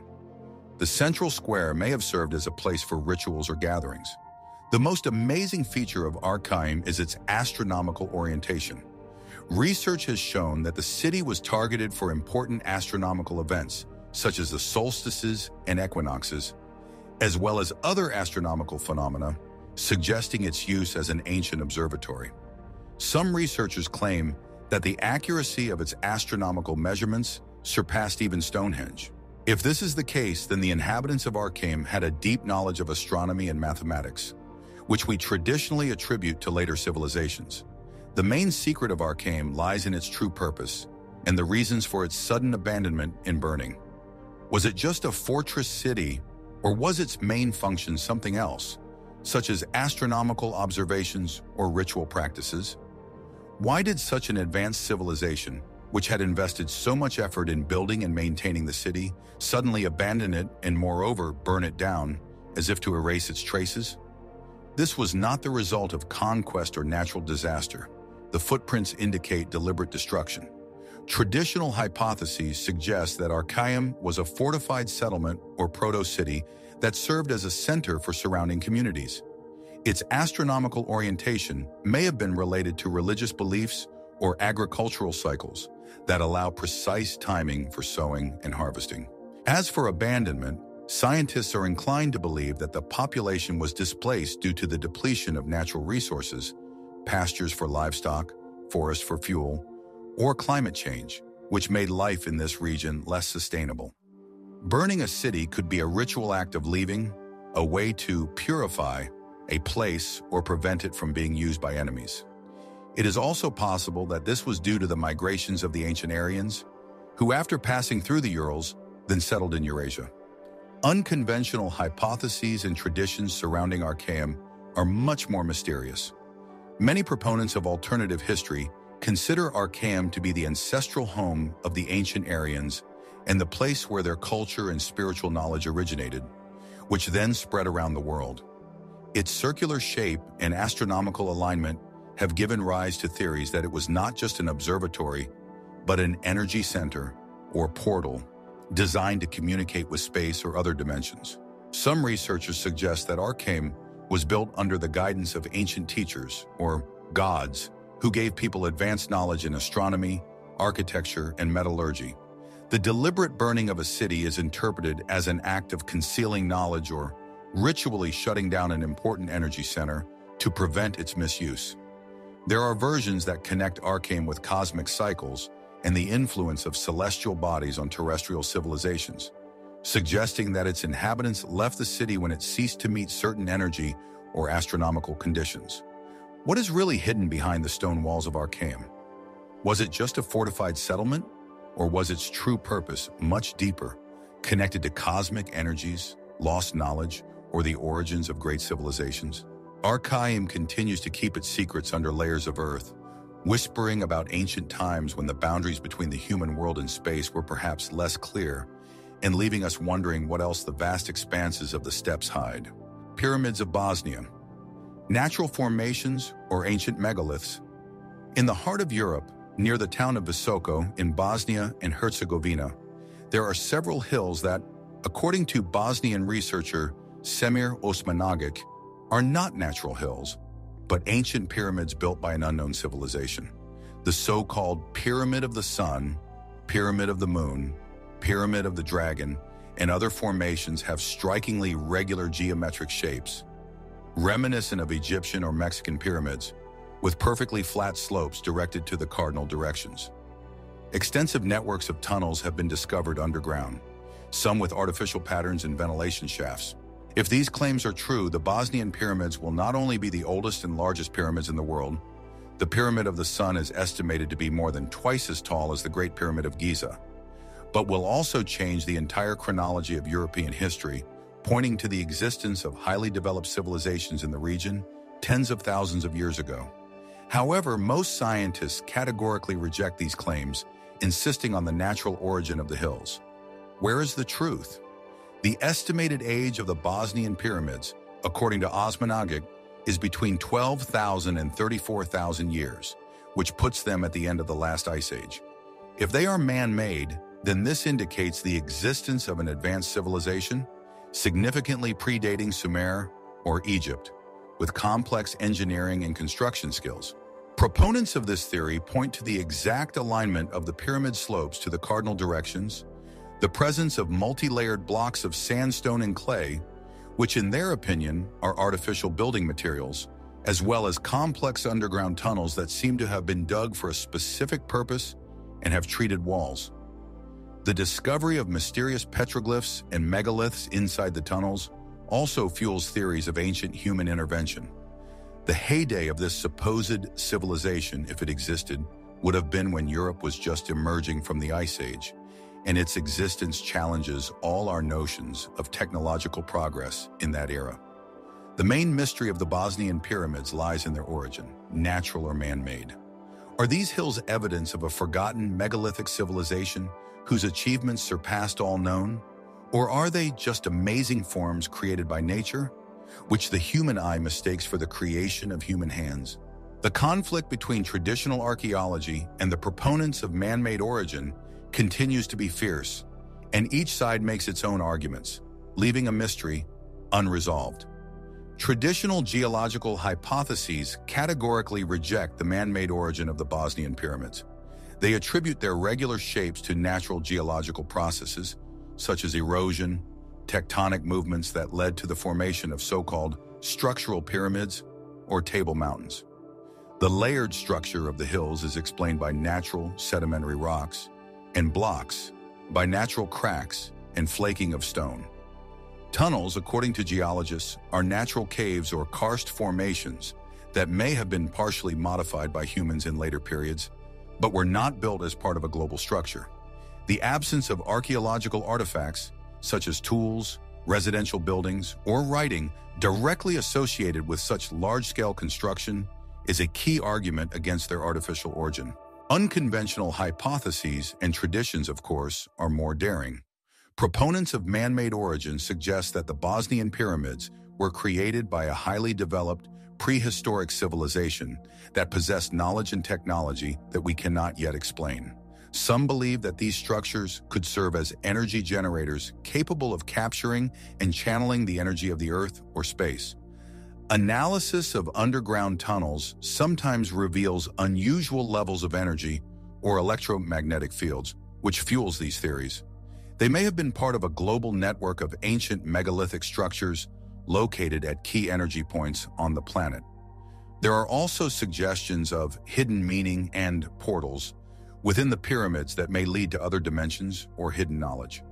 Local Bosnian legends do not directly mention the pyramids, but Slavic folklore includes stories of giants who built mountains or ancient gods who shaped the landscape. These myths may be distant echoes of much older events and the presence of highly advanced civilizations. What are the Bosnian pyramids really like? Amazing natural formations that deceive the human eye? Or are they the greatest archaeological discovery that could change the entire history of Europe and the world?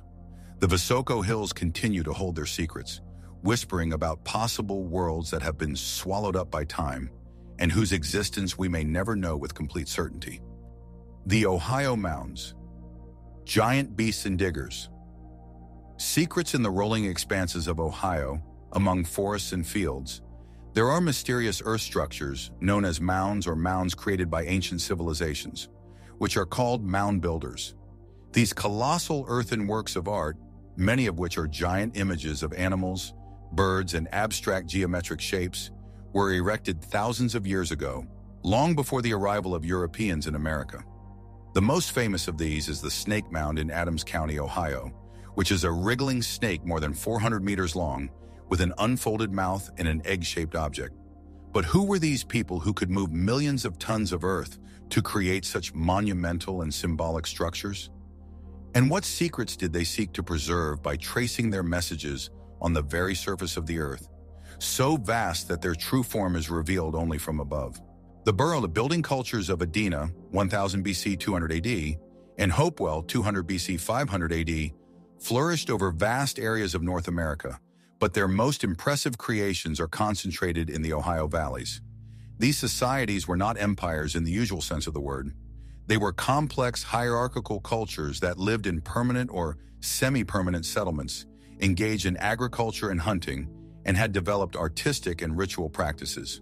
The mounds served not only as burial sites, many of them contain valuable artifacts such as copperwares, shells, and obsidian, indicating extensive trade links, but also possibly as ceremonial centers, observatories, or symbols of power and beliefs.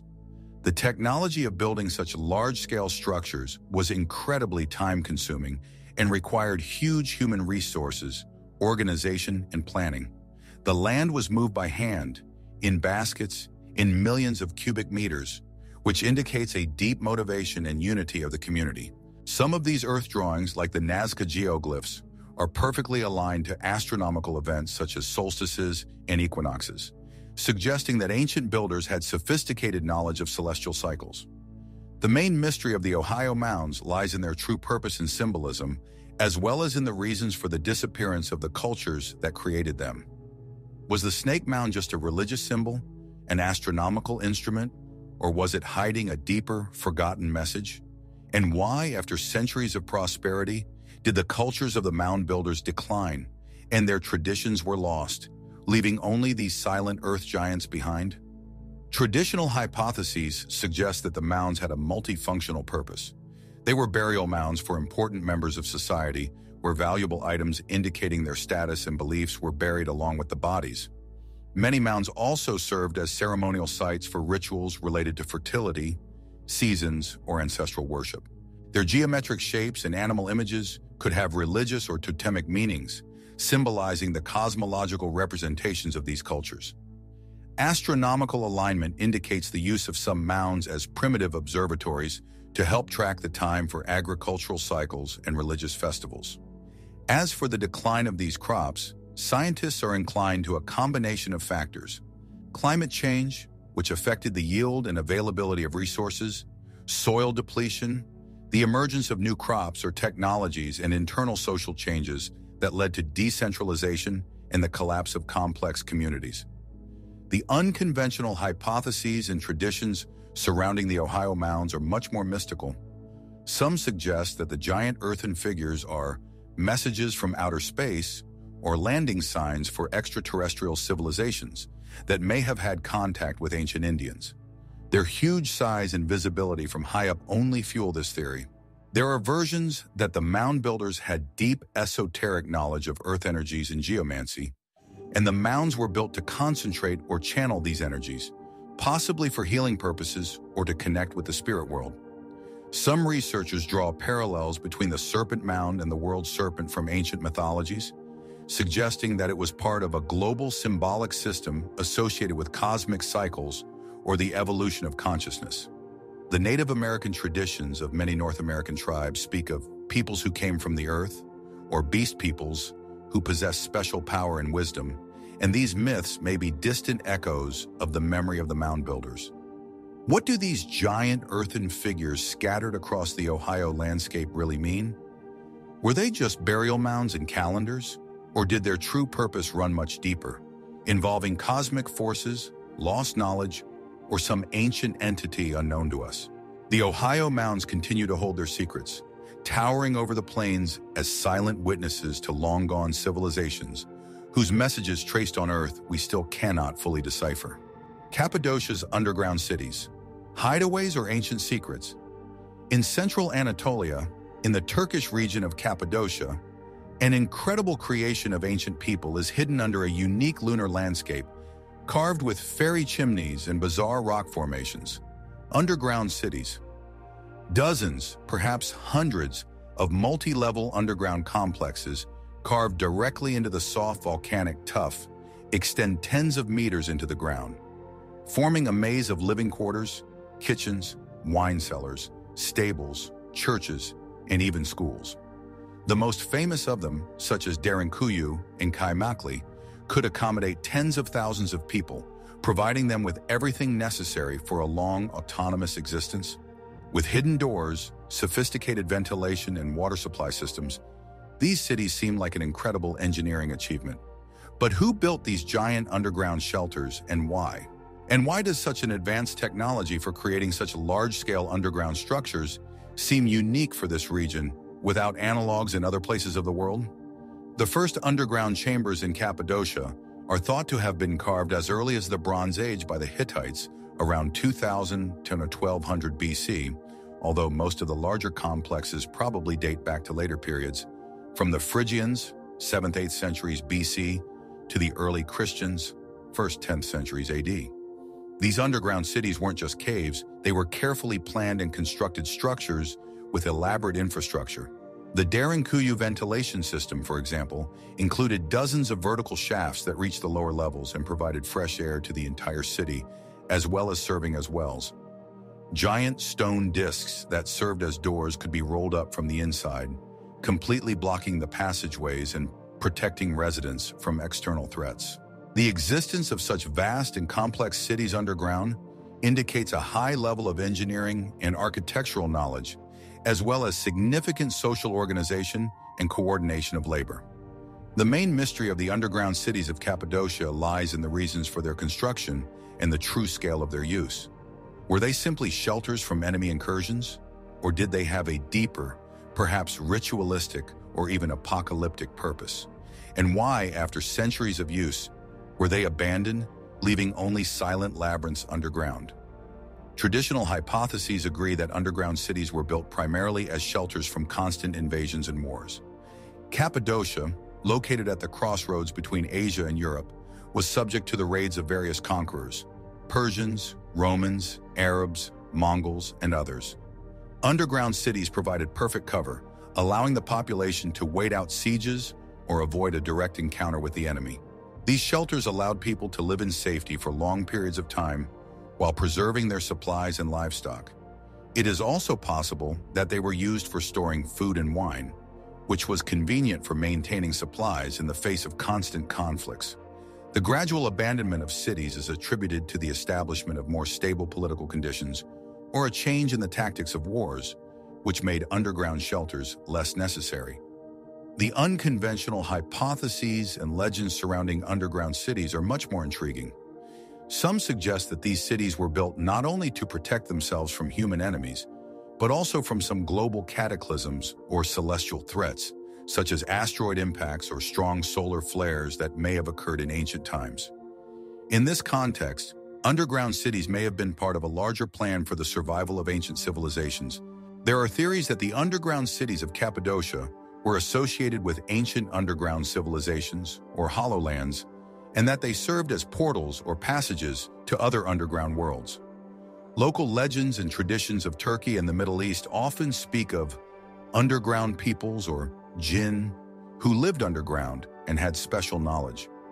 Perhaps the construction of these cities was inspired by contact with such entities or the legacy of older, vanished civilizations that had advanced technologies in underground construction. Some esoteric teachings claim that these cities were centers of initiation or repositories of ancient knowledge that were hidden underground for preservation in difficult times. What do these silent underground labyrinths of Cappadocia really hide? Were they simply shelters from enemies, or did their true purpose run much deeper, connected to global catastrophes, ancient knowledge, or even other worlds? The underground cities of Cappadocia continue to keep their secrets, going deep into the earth as witnesses to the incredible ingenuity and vitality of ancient man, as well as a reminder that the most important secrets can be hidden right under our feet. Sardinia's stone towers. Nurgai and the forgotten age of giants. There are thousands of mysterious stone towers, known as nuraghi, on the rocky coast and in the wild bushy interior of Sardinia.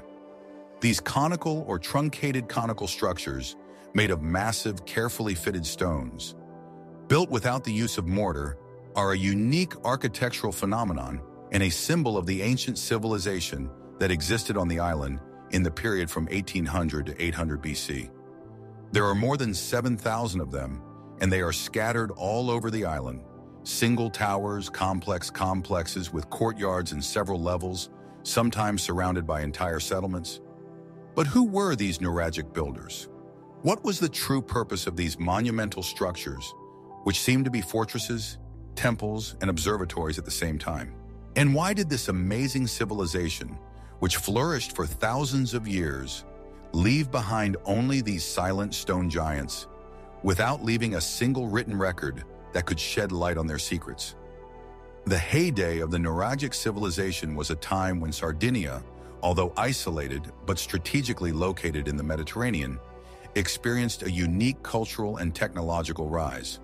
The Nuraghi people were skilled metalworkers who worked copper and bronze, which allowed them to create sophisticated weapons, tools, and cult items. Built of massive stones, some of which weighed tons, these towers demonstrate incredible engineering prowess. The stones were fitted so precisely that, despite the lack of mortar, the structures withstood millennia. Inside nurags, there are often spiral staircases leading to the upper floors, and false domes, cantilevered arches, that impress with their acoustics. Many nurags are located in strategically important places, which indicates their defensive function. However, their location, orientation, and internal structure also hint at a ritual, astronomical, or even sacred purpose. The lack of written sources is one of the main reasons why nurags remain such a deep mystery. We can only guess at the beliefs, social structure, and daily lives of their creators. The main secret of nurags is their versatility and the reasons for the disappearance of the civilization that created them. Were they simply defensive structures, or did their true purpose run much deeper, involving religious rites, astronomical observations, or even the use of the sun, some kind of cosmic cycle? And why did this developed and mysterious culture, which left behind thousands of such monuments, so suddenly disappear without leaving a single word behind? Traditional hypotheses suggest that nuragi served primarily as fortifications and centers of clan power. Each tower could be the residence of a local chieftain and provide protection from enemies or competitors. Their strategic location and strength made them ideal shelters. The interior spaces could be used for storing food, valuables, and as housing for families. It is also possible that nurags were symbols of status and prestige, reflecting the power and wealth of the clan. Some researchers suggest that they may also have had religious or ritual significance, possibly related to ancestral worship or earth worship. As for the disappearance of the nuragic civilization, it is believed that it was associated with the colonization of the island by the Phoenicians and then by the Romans. Invasions and assimilation, as well as changes in trade routes and socioeconomic structures, gradually led to the decline of nuragic culture and its integration into larger empires. The unconventional hypotheses and traditions surrounding nuragi are much more intriguing. Local Sardinian legends often speak of giant peoples, populus gigantum, who built these towers with incredible power or forgotten technologies. These traditions may be echoes of the memory of an ancient, sprawling race, or that nuragic builders used methods that seem superhuman. Some esoteric teachings link nuragi to the energy centers of the earth, suggesting that the towers were built to concentrate or direct geomagnetic energy. Their conical shape is thought to have contributed to this process. There is also a version that nuragi could be astronomical observatories, not just calendars, but complex tools for tracking the movement of stars and planets, which would indicate a much deeper knowledge of the ancient Sardinians in cosmology. Some researchers even suggest that the nuragi may have been associated with extraterrestrial civilizations that could have passed on knowledge or technology to the ancient inhabitants of Sardinia. What are the secrets of Sardinia's thousands of stone towers? Were they just fortresses and dwellings, or did their true purpose run much deeper, connected to the energies of the earth, the cosmic cycles, or even the presence of giants on the island once? Nurags continue to rise silently above the landscape, whispering about the secrets of a long-gone civilization that left us with these monumental mysteries, whose true nature still eludes our understanding. The lost city of Zee, echoes of Atlantis in the Amazon.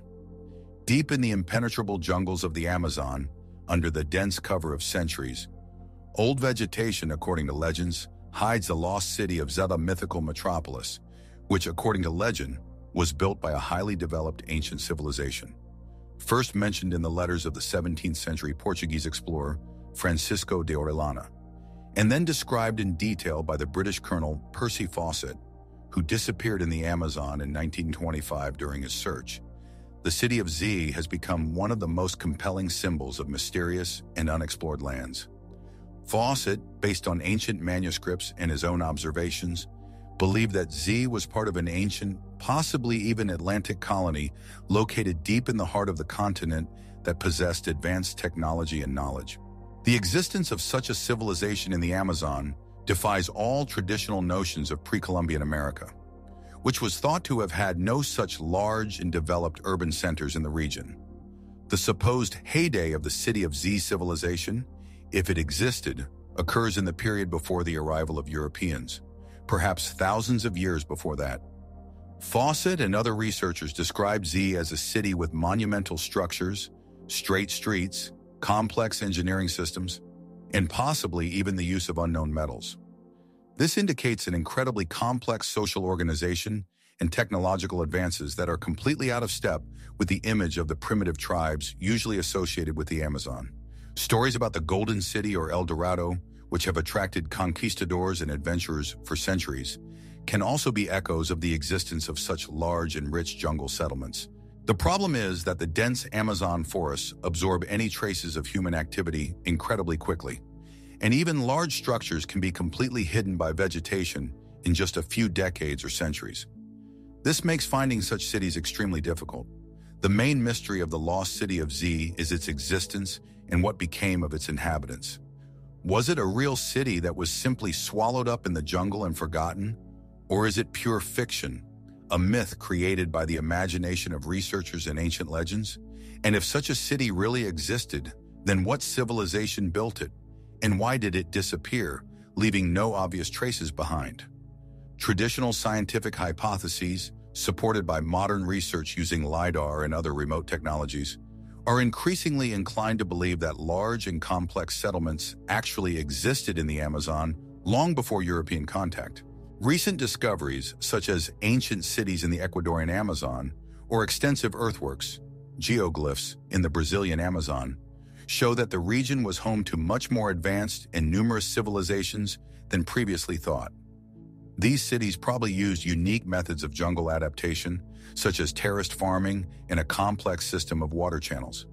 Their disappearance is usually attributed to diseases brought by Europeans, to which the local population was not immune, as well as to the indirect influence of colonization, which disrupted the traditional way of life and trade networks. These cities were not lost in the mystical sense, but rather forgotten and absorbed by nature after the decline. The unconventional hypotheses and legends surrounding City Z are much more mystical and exciting. The most popular version connects Z to Atlantis or its colonies, suggesting that the surviving Atlanteans, after the destruction of their continent, could have migrated to South America and founded highly developed civilizations in the Amazon, bringing with them their knowledge and technology. This theory explains the supposed technological advancement of City Z. Local Native American legends of many Amazonian tribes speak of golden cities or cities of the gods hidden deep in the jungle that were built by powerful ancient creatures. Some traditions also speak of peoples who went underground or moved to other dimensions, which may explain the lack of obvious traces. Perhaps City Z was not just a physical settlement, but a spiritual center or portal that was deliberately hidden or moved to another dimension. Theories about the Earth cavity are also sometimes linked to the Amazon, suggesting that City Z may be the entrance to underground worlds inhabited by unknown civilizations. What is really hidden in the vast wilds of the Amazon? Myth or reality, the lost city of Z continues to beckon researchers, whispering about the possible existence of highly developed civilizations that were ahead of their time and disappeared, leaving behind only legends and open questions. Its mystery remains one of the strongest reminders yet of how little we know about the depths of our own continent and the possible chapters of history still waiting to be discovered. Prehistoric Gozek Tunnel, an astronomical temple or a forgotten ritual, hidden in the fields of central Germany near the town of Gosek, is a structure that revolutionized our understanding of the early civilizations of Central Europe. The Gosek Circle. This prehistoric structure, dating from around 4900 BC, is a series of concentric wooden and earthen rings with two pairs of gates oriented at astronomically important points. Its discovery in 1991 and subsequent archaeological research have shown that it was not just a settlement, but the world's oldest known solar observatory, or perhaps a temple designed to track the cycles of the sun, moon, and possibly even some of the stars. The Gozek Circle was built thousands of years before Stonehenge and the Egyptian pyramids, indicating that Neolithic European societies had much more sophisticated astronomical knowledge and social organization than previously thought. But who built this ancient calendar, and for what purpose if it was created long before the appearance of full-fledged cities and writing. The supposed flourishing of the culture that created the Gozek Circle occurs in the early Neolithic period, when agriculture was just beginning to spread across Europe. These communities may have been sedentary, but they did not yet possess monumental architecture in the usual sense. However, building such an accurate astronomical instrument required deep sky observation, planning, and collective effort. The outer circle is about 75 meters in diameter. The wooden palisades probably served for marking, and the gates were precisely aligned to the sunrise and sunset points on the winter and summer solstices. This allowed the ancient inhabitants to accurately determine the shortest and longest days of the year, which was critical for agricultural cycles as well as for religious and social holidays. Finds made inside the circle, such as fragments of human bones and artifacts, indicate that the Gozek Circle was not only an observatory, but also a place for ritual ceremonies and possibly sacrifices. The main mystery of the Gozek Circle lies in its exact purpose and the reasons for its construction by such an early culture. Was it a purely scientific instrument for observing the sky, or was its main purpose the religious worship of celestial deities? And how did these ancient people, without a written language and advanced technology, achieve such astounding astronomical accuracy and pass on this knowledge through the generations? Traditional hypotheses suggest that the Gozek Circle was an early form of astronomical calendar, vital for agricultural communities that needed precise seasons for sowing and harvesting. Its gates could serve as landmarks for observing the sun and possibly the moon and stars. In addition, it could be a place for rituals related to fertility, life, and death, given the finds of human remains. Such structures often served as gathering centers for several communities, where common festivals and rituals were held. The appearance of such structures indicates the development of a complex social organization and specialization of labor in the early Neolithic. The unconventional hypotheses and traditions surrounding the Gozek Circle are bolder. Some suggest that this circle was built under the influence of ancient teachers or star people who passed on advanced astronomical knowledge to primitive societies. Perhaps it was not just a calendar, but a sacred place for communication with the cosmos or for conducting energy rituals aimed at harmonizing with the heavenly cycles. The perfect round shape and orientation could have contributed to the concentration of certain terrestrial or cosmic energies. There are versions that the Gozek Circle was part of a larger, global network of ancient megalithic observatories, which were located in key energy points of the planet and were connected to a single system of knowledge. Perhaps it was also associated with prophecies or predictions of the future, which ancient people tried to decipher by observing the movement of celestial bodies. What was the Gozek Circle really like, lost in the fields of Germany? Was it just a primitive calendar, or is its true purpose much deeper, connected with cosmic energies, lost knowledge, or some ancient, unknown entities?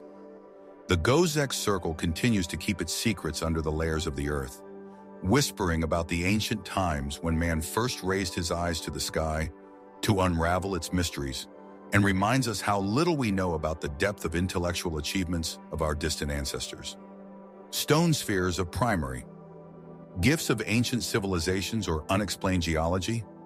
In the remote taiga regions of the Primorsky territory of Russia, especially near the village of Kavalerovo and along the banks of the Ussuri River, they find amazing and still unexplained artifacts, stone spheres.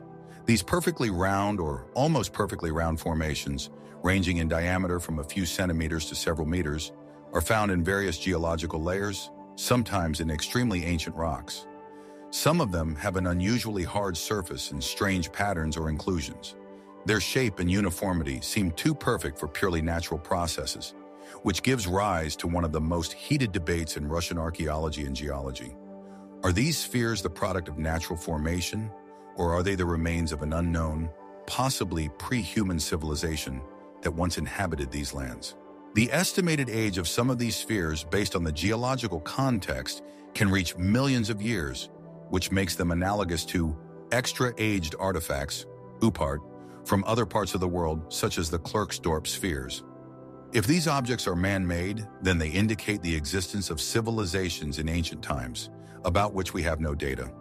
Perhaps they were intelligent beings that evolved and disappeared long before the appearance of humans, or they are evidence of contacts with extraterrestrial civilizations that left their traces on Earth. These spheres, found in such remote and wild places, often in hard-to-reach layers, only add to their mystery. Locals and old-timers often talk about balls of the gods, or stones of power, that bring good luck or have mystical properties, which indicates long-standing traditions associated with these mysterious objects.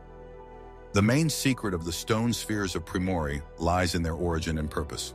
Were they created by intelligent beings who possess technologies unknown to us, or is their amazing shape just a bizarre creation of nature? The absence of any other clear evidence of ancient civilizations in the same geological strata makes them extremely anomalous. Traditional geological hypotheses explain stone spheres by natural processes of nodule formation. Nodules are mineral formations that form around the core, such as shells, grains of sand, by depositing minerals from a solution. As a result of this process, under the influence of pressure and chemical reactions, almost perfectly spherical shapes can be formed. Different layers and patterns within some spheres are explained by heterogeneous composition or changes in the formation conditions. Scientists believe that, although their ideality is striking, this is not sufficient evidence of man-made origin, and similar formations are found in different parts of the world. However, unconventional hypotheses and legends offer much more fantastic explanations. Some researchers and enthusiasts believe that the stone spheres of Primori are artifacts of ancient, possibly antediluvian or pre-human civilizations, which existed on Earth millions of years ago. They suggest that these spheres could be some kind of power generators, navigation beacons, or information carriers encoded with messages from that ancient civilization. Some have even linked them to extraterrestrial visits, suggesting that the spheres may have been part of alien technology left behind on Earth.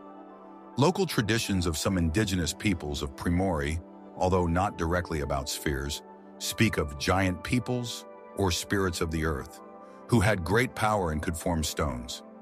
Esoteric teachings may interpret these spheres as accumulators of energy or crystals that can influence the surrounding space. What exactly are these mysterious stone balls of Primori? Silent evidence of an ancient civilization that challenges our chronologies? Or striking evidence of the incredible power of natural processes that can mimic man-made forms? These spheres continue to keep their secrets hidden in the taiga forests, whispering about worlds that have been swallowed up by time and whose existence we may never know with complete certainty, but their presence makes us wonder about the limits of our knowledge of Earth's past.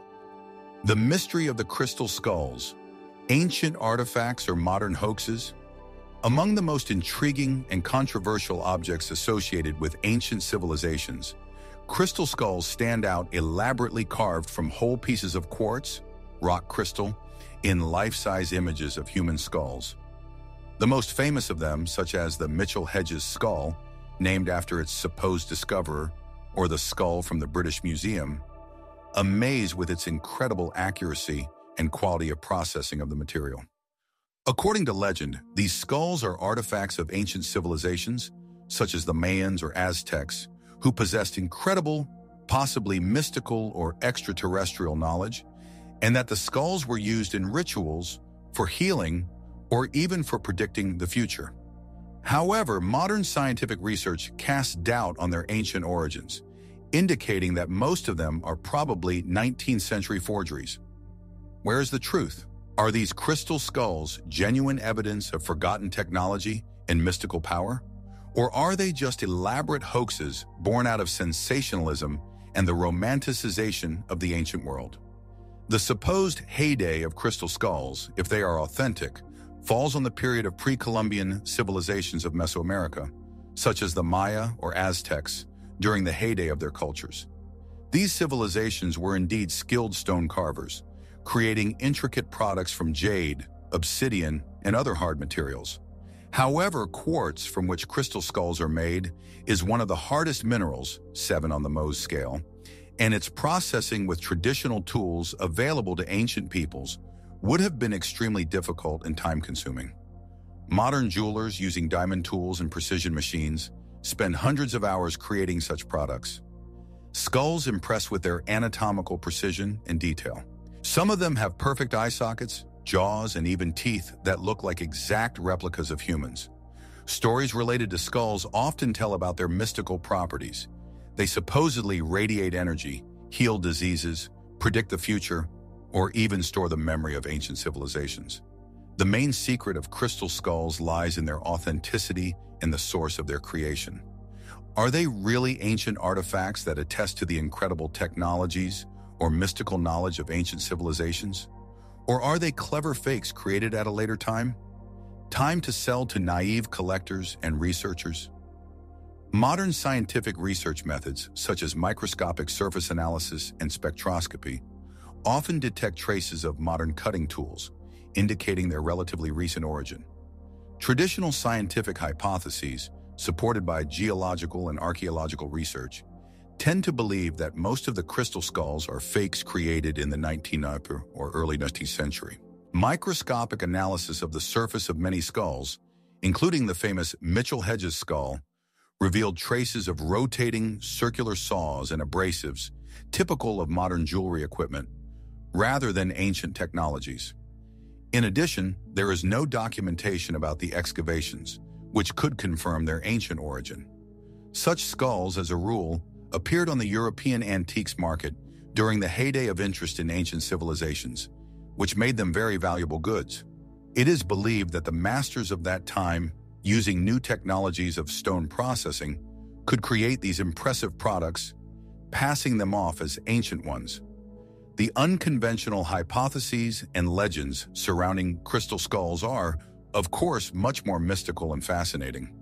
Supporters of their authenticity claim that traces of modern tools could have appeared later, during attempts to clean or reprocess the skulls. They believe that these skulls are artifacts of ancient, highly advanced civilizations, such as the Atlanteans or Lemurians, who may have possessed technologies that allow quartz to be processed without visible traces. There is a legend about the 13 crystal skulls, which are part of a single system and, when put together, will reveal ancient knowledge to humanity or save the world from the coming catastrophe.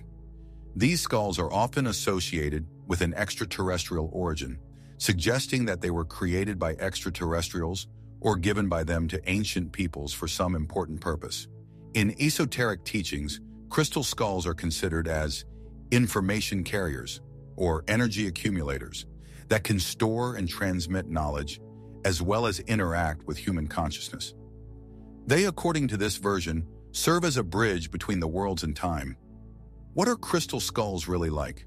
Unique artifacts of forgotten ancient technology and mystical power, or artfully crafted modern fakes that play on our faith in the secrets of antiquity? Crystal skulls continue to provoke controversy.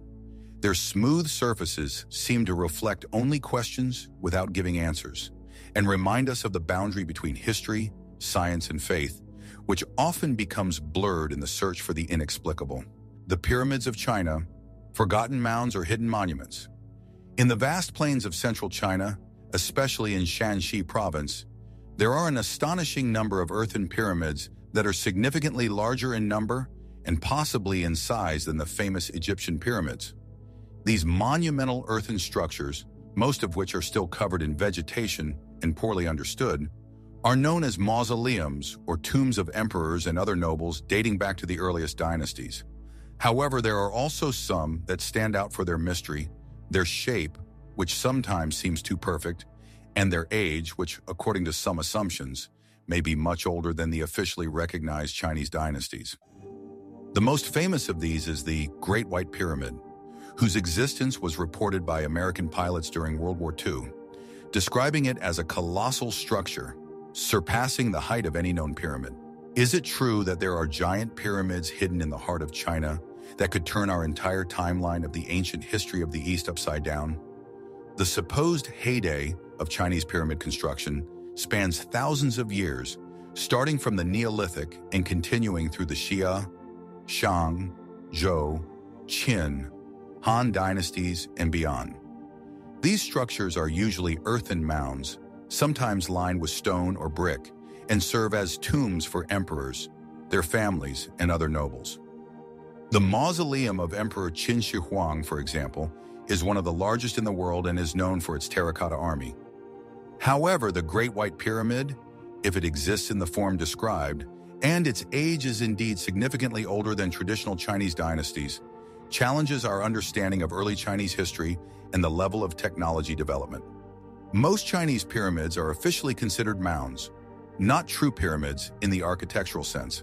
However, their geometric regularity and colossal size, as well as the legends of heavenly emperors who came from the East, raise questions about their true purpose and origin.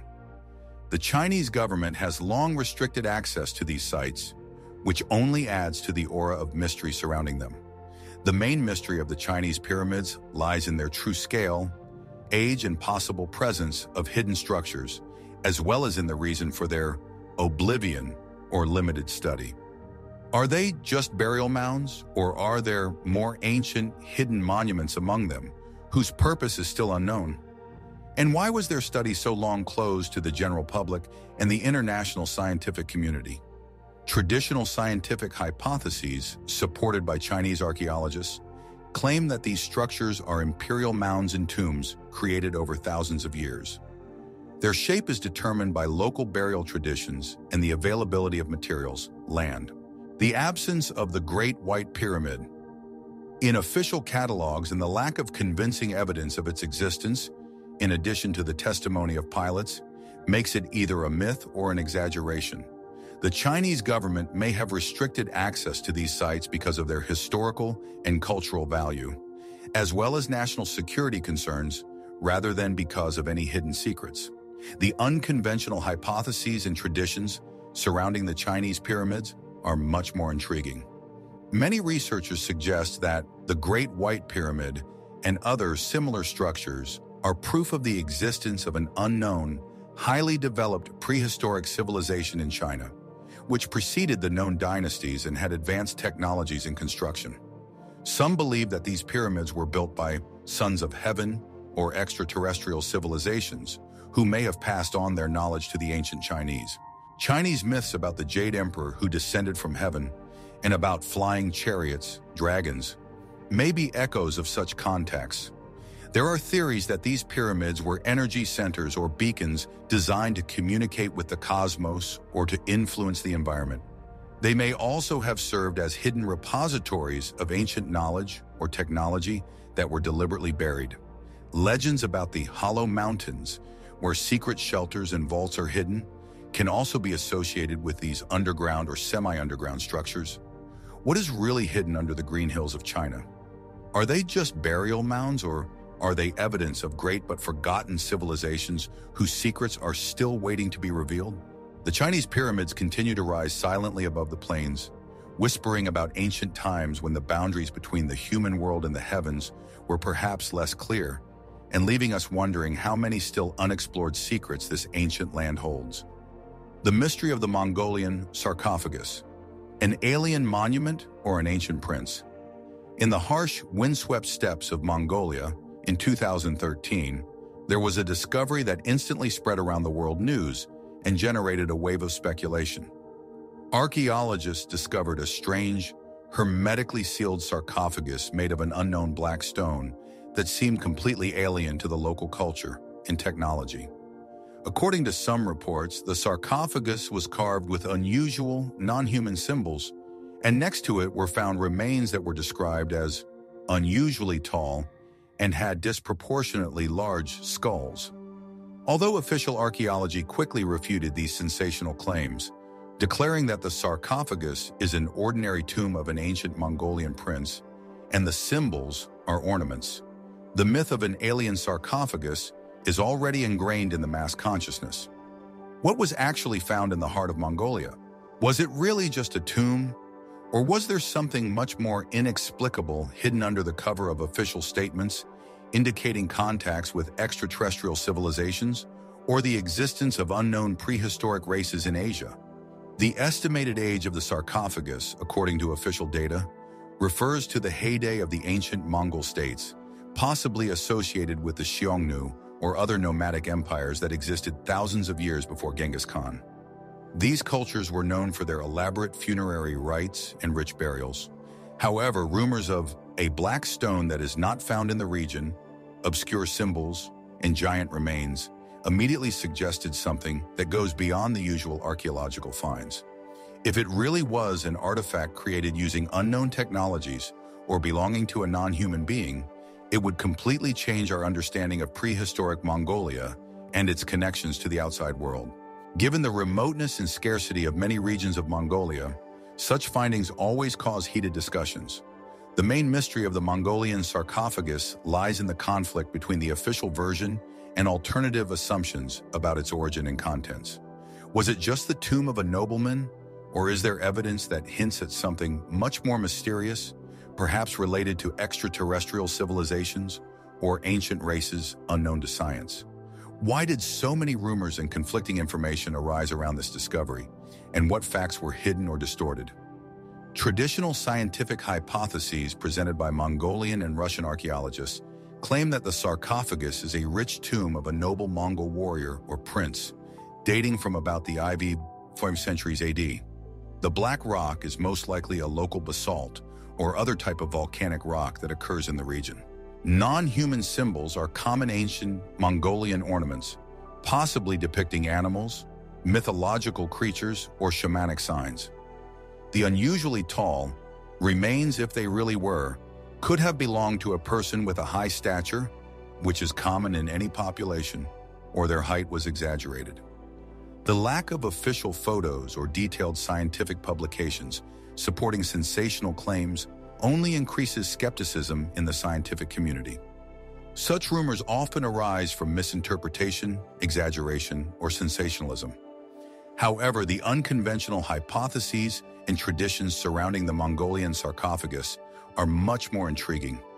Proponents of alternative versions claim that the government or archaeological circles deliberately hide the true nature of the find.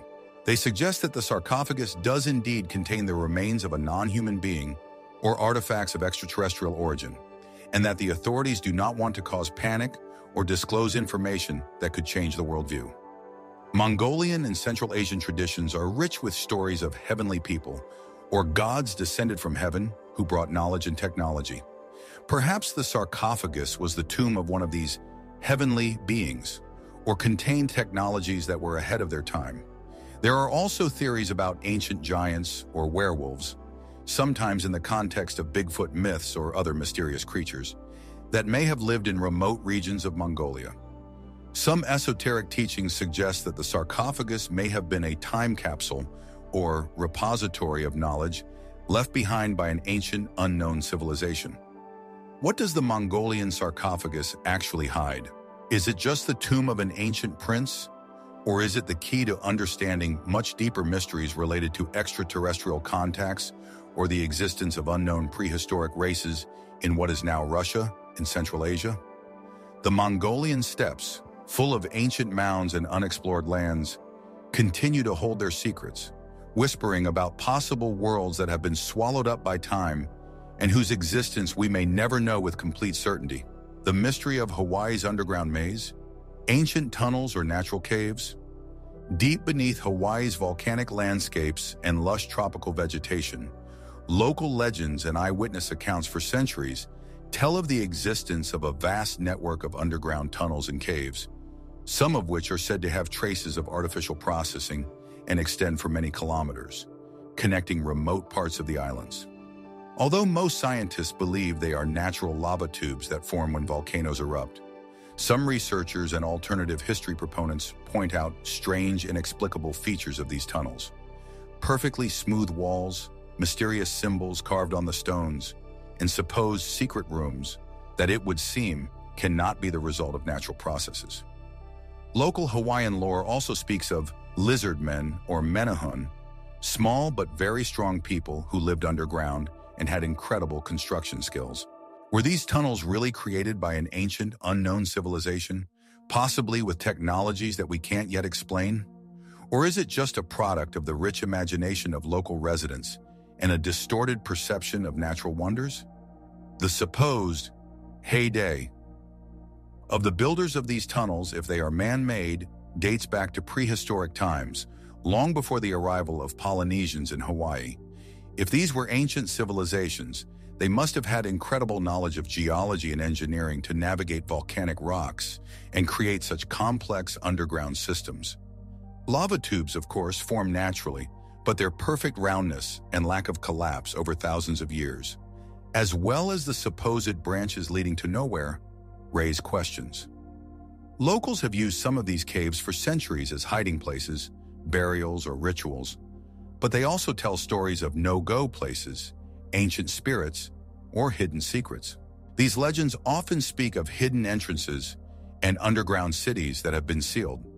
The main mystery of Hawaii's underground labyrinths lies in the source of their origin and the possible presence of hidden cameras or artifacts. Are they exclusively natural formations, or do their surprising regularity and supposed artificial features point to the intervention of an ancient, unknown civilization? Why are these legends so persistent, and what real facts could underlie them? Traditional scientific hypotheses presented by geologists, it is claimed that all the tunnels discovered in Hawaii are natural lava tubes. These tubes form when the surface layer of lava cools and solidifies, while molten lava continues to flow beneath it, creating hollow channels. Their perfectly round shapes and smooth walls are the result of the natural lava flow process. Branches and internal cavities may also be natural features of lava tubes. The Hawaiian Islands, being of volcanic origin, are rich in such formations. As for legends, they are usually mythological explanations of natural phenomena or exaggerations of real events, such as the use of caves as shelters. Archaeological research has not yet found convincing evidence of large-scale artificial construction of underground cities in Hawaii during the prehistoric period. However, the unconventional hypotheses and traditions surrounding underground labyrinths are much more intriguing. Some researchers suggest that these tunnels were created by an ancient, highly developed civilization that may have lived in Hawaii long before the arrival of the Polynesians. Perhaps they were survivors of global disasters or representatives of the lizard men or menehunu, which speak of Hawaiian legends. These creatures might have been of unearthly origin or possessed abilities that allowed them to create such grand underground structures. There are theories that the tunnels may have served as hidden shelters from disasters or as repositories of ancient knowledge that were deliberately hidden. Some believe that these tunnels lead to the Earth cavity or connect to other underground networks around the world, forming a global system. Perhaps they were energy channels or portals that allowed you to move through time or space, or communicate with other dimensions. What is really hidden in the depths of Hawaii? Are they just natural lava tubes, or are they evidence of great but forgotten civilizations whose secrets are still waiting to be revealed? Hawaii's subterranean mazes continue to hold their secrets, whispering of ancient times when the boundaries between the human world and unknown entities were perhaps less clear, and reminding us how many still unexplored secrets this seemingly paradisiacal land holds. Bimini underwater. Ruins, Atlantis in the Caribbean? In the turquoise waters of the Bahamas, off the coast of North Bimini, at a depth of only a few meters, hides one of the most controversial and intriguing underwater formations. Bimini Road, or Apollo Road. This is a strikingly regular line of massive limestone blocks, some of which are rectangular in shape, stretching for hundreds of meters along the ocean floor. Discovered in 1968, this road instantly became the subject of fierce debate. Is it a natural geological formation, the result of tectonic activity and erosion, or is it the remains of an ancient, sunken, man-made structure, possibly a part of the legendary Atlantis?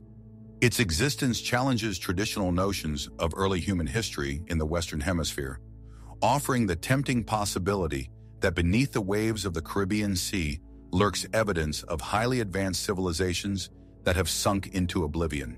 The estimated age of the Bimini Road, if man-made, is estimated at thousands of years, which corresponds to the period of the last glacial maximum when the level of the world's oceans was significantly lower.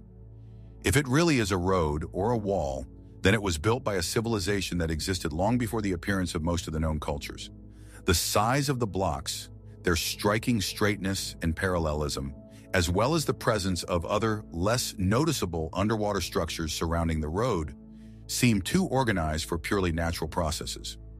Some researchers, including Dr. Manson Valentine, who was one of the first to explore the site, point to the layered structure of the blocks, which they believe indicates construction activity. These observations, along with the prophecies of psychic Edgar Cayce, who predicted the discovery of Atlantis in the Bimini area, only increase the mystical aura around the road. If this is indeed a man-made structure, then it indicates the existence of a developed maritime civilization with knowledge in the field of construction and navigation, which would have been advanced for that time. The main secret of the Bimini Road lies in its origin, natural or man-made. Is this road just a unique geological formation created by the forces of nature? Or is it an indisputable proof of the existence of a sunken civilization, perhaps Atlantis itself? The absence of obvious artifacts, such as tools, inscriptions, or household items directly related to the road, complicates unambiguous proof of its man-made origin, leaving the mystery open to interpretation. Traditional scientific hypotheses presented by most geologists and oceanographers categorically reject the man-made origin of the Bimini Road. They attribute its regular shape and location to natural geological processes, such as weathering and erosion of limestone, as well as tectonic forces and tidal waves. Straightness can result from the formation of parallel cracks in the rock or cementation of sandstone. The blocks, they believe, are natural slabs that have separated from the main rock and been moved by currents. Professor Eugene Shoemaker, a geologist at Harvard University, called the Bimini Road a natural result of stratification and weathering of rock. Their argument is based on the fact that similar, correct natural formations are found in other places of the world, and human perception tends to see orderliness where it does not exist. The unconventional hypotheses and legends surrounding the Bimini Road are much more exciting. The most popular version is that it is part of the sunken Atlantis described by Plato. Proponents of this theory believe that the Bimini Road is a fragment of an ancient city or port that went underwater during some global cataclysm. The prophecies of Edgar Cayce, the famous American clairvoyant who predicted the discovery of part of Atlantis in the Bimini area in the late 20th century, add a mystical element. Some believe that the Bimini Road was part of an energy grid or sacred place used to communicate with higher powers or to access ancient knowledge. There are also suggestions that it was a place of worship of the sun or sea deities. Local Caribbean legends about sunken cities or people who went under the sea can also be echoes of the memory of such ancient structures.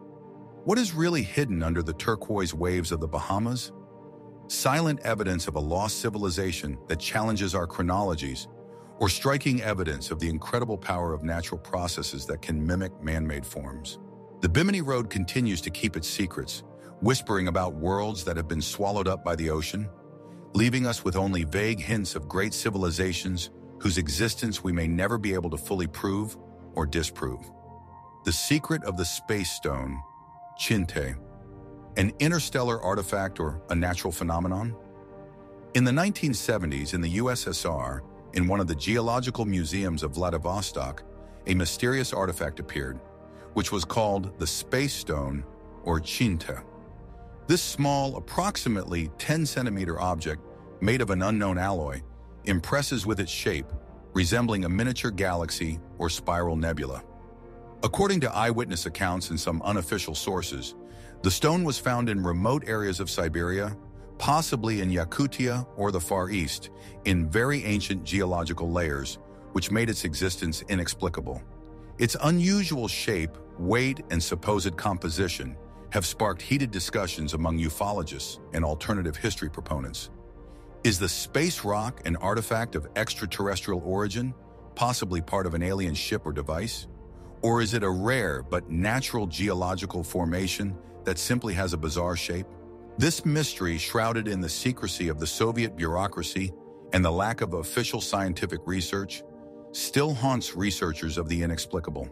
The supposed flourishing or origin of the space rock, if it is extraterrestrial, refers to the distant past, perhaps even to interstellar space.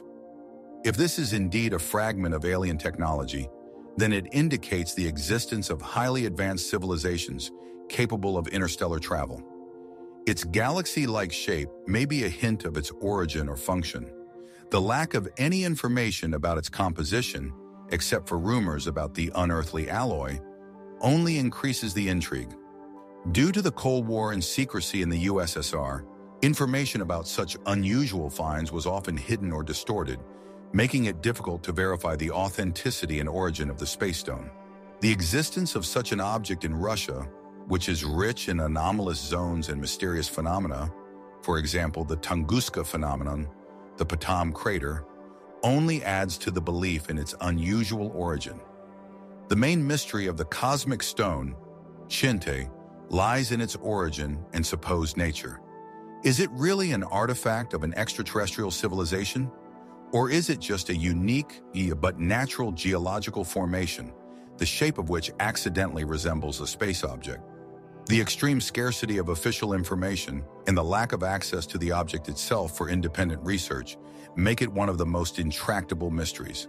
Traditional scientific hypotheses, if the object were accessible for research, would probably explain it as a rare geological formation or pseudomorphosis, a mineral that has taken the form of another mineral or organic substance. The spiral shape could be the result of the crystal structure of minerals, or it could be a natural lump of ore or other substance that accidentally took this shape during erosion or metamorphism. The unknown alloy could be an ordinary mineral with an unusual composition or impurities. The lack of official scientific publications and a strict evidence base makes it, from the point of view of traditional science, more of a legend than a real artifact. However, the unconventional hypotheses and legends surrounding the space rock are much more exciting. Proponents of extraterrestrial origin claim that this is indisputable evidence of paleocontact visits of extraterrestrials to Earth in ancient times. They suggest that the stone may be a fragment of an alien ship, a navigation device, or even a black box containing information about extraterrestrial civilizations. Its shape, which resembles a galaxy, can be a kind of business card or an indication of its cosmic origin. Some believe that the stone has energy properties or is a source of knowledge that can influence a person's consciousness. Local Siberian traditions of many peoples, although not directly about the stone, speak of heavenly messengers or gods descended from the stars who brought knowledge and artifacts. These myths may be distant echoes of actual contacts. Perhaps the stone was deliberately left as a message or beacon for future generations. What exactly is a space stone, Chinte? A silent witness to extraterrestrial visits that is kept secret, or a startling testimony to the incredible power of natural processes that can mimic man-made or even cosmic forms? This mystery continues to beckon researchers, whispering about worlds that have been swallowed up by time and whose existence we may never know with complete certainty. But its presence makes us wonder about the limits of our knowledge of space and its impact on Earth, that tell an impossible story. In the small Peruvian village of Ica, named after a nearby town, there are thousands of mysterious stones known as Ica stones. These river boulders of various sizes, from small pebbles to heavy boulders, are covered with elaborate engravings depicting incredible scenes. People coexisting with dinosaurs, surgical operations, astronomical maps, images of unknown animals and aircraft. These images challenge our entire timeline, suggesting that humanity existed side by side with dinosaurs or possessed highly advanced technology long before official history. The Ica stones were discovered in the mid-20th century by Dr. Javier Cabrera, who amassed an extensive collection, and although most scientists dismiss them as a modern hoax, their complexity and quantity continue to intrigue. Are these stones authentic artifacts of an ancient, unknown civilization? Or is it one of the largest and most elaborate forgeries in the history of archaeology? The estimated age of the Ica stones, if they are authentic, is estimated at millions of years, which corresponds to the period of the existence of dinosaurs. If this is the case, it would completely upend our understanding of human evolution and its place in Earth's history. The engravings are made with amazing detail and anatomical accuracy, especially those depicting dinosaurs, many of which were unknown to science at the time of the discovery of the stones. Some scenes show people riding triceratops or watching pterodactyls in the sky, which is completely contrary to official paleontology. Scenes of surgical operations, including organ transplants and cesarean sections, also indicate incredibly advanced medical knowledge. The lack of an archaeological context, stones were usually sold by local farmers without an exact excavation site, and the suspiciously large number of perfect artifacts immediately raised doubts among the scientific community. The main secret of Ike stones is their authenticity and the source of their creation. Are they really ancient artifacts that attest to incredible technology and the coexistence of humans with dinosaurs? Or are they mass-produced and artful forgeries created for profit? If this is a fake, then who and for what purpose spent so much effort to create thousands of such stones? And how was such a skill achieved? Traditional scientific hypotheses, supported by archaeological and geological studies, categorically reject the authenticity of the Ica stones. Most experts consider them to be a modern hoax created by local residents to sell to tourists and collectors. In the 1970s, several farmers who sold Cabrera stones admitted that they had engraved them themselves using simple tools. Engravings, according to scientists, are made using modern tools that leave characteristic traces that differ from the ancient methods of stone processing. The absence of rocks in the stratigraphic context, as well as the fact that dinosaurs on some rocks resemble illustrations from popular science books. However, it only reinforces the arguments in favor of forgery. From the point of view of science, there is no evidence of the coexistence of humans and dinosaurs, except for individual, controversial finds. The unconventional hypotheses and traditions surrounding the Ica stones are much more exciting. Proponents of their authenticity claim that they are artifacts of an ancient, highly developed civilization that existed on Earth millions of years ago, possibly before the extinction of the dinosaurs. These people may have been of unearthly origin, or may have been descendants of the Atlanteans, who had advanced knowledge in medicine, astronomy, and engineering, and were also able to interact with dinosaurs. The Ica stones, according to this version, are a kind of time capsule or encyclopedia, a coded message from this ancient civilization intended for future generations.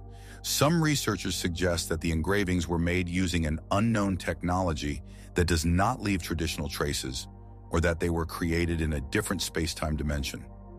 Peruvian legends about ancient teachers or gods descended from heaven who taught people knowledge may also be linked to this version. What exactly are Ica stones? Are they just clever forgeries created for profit?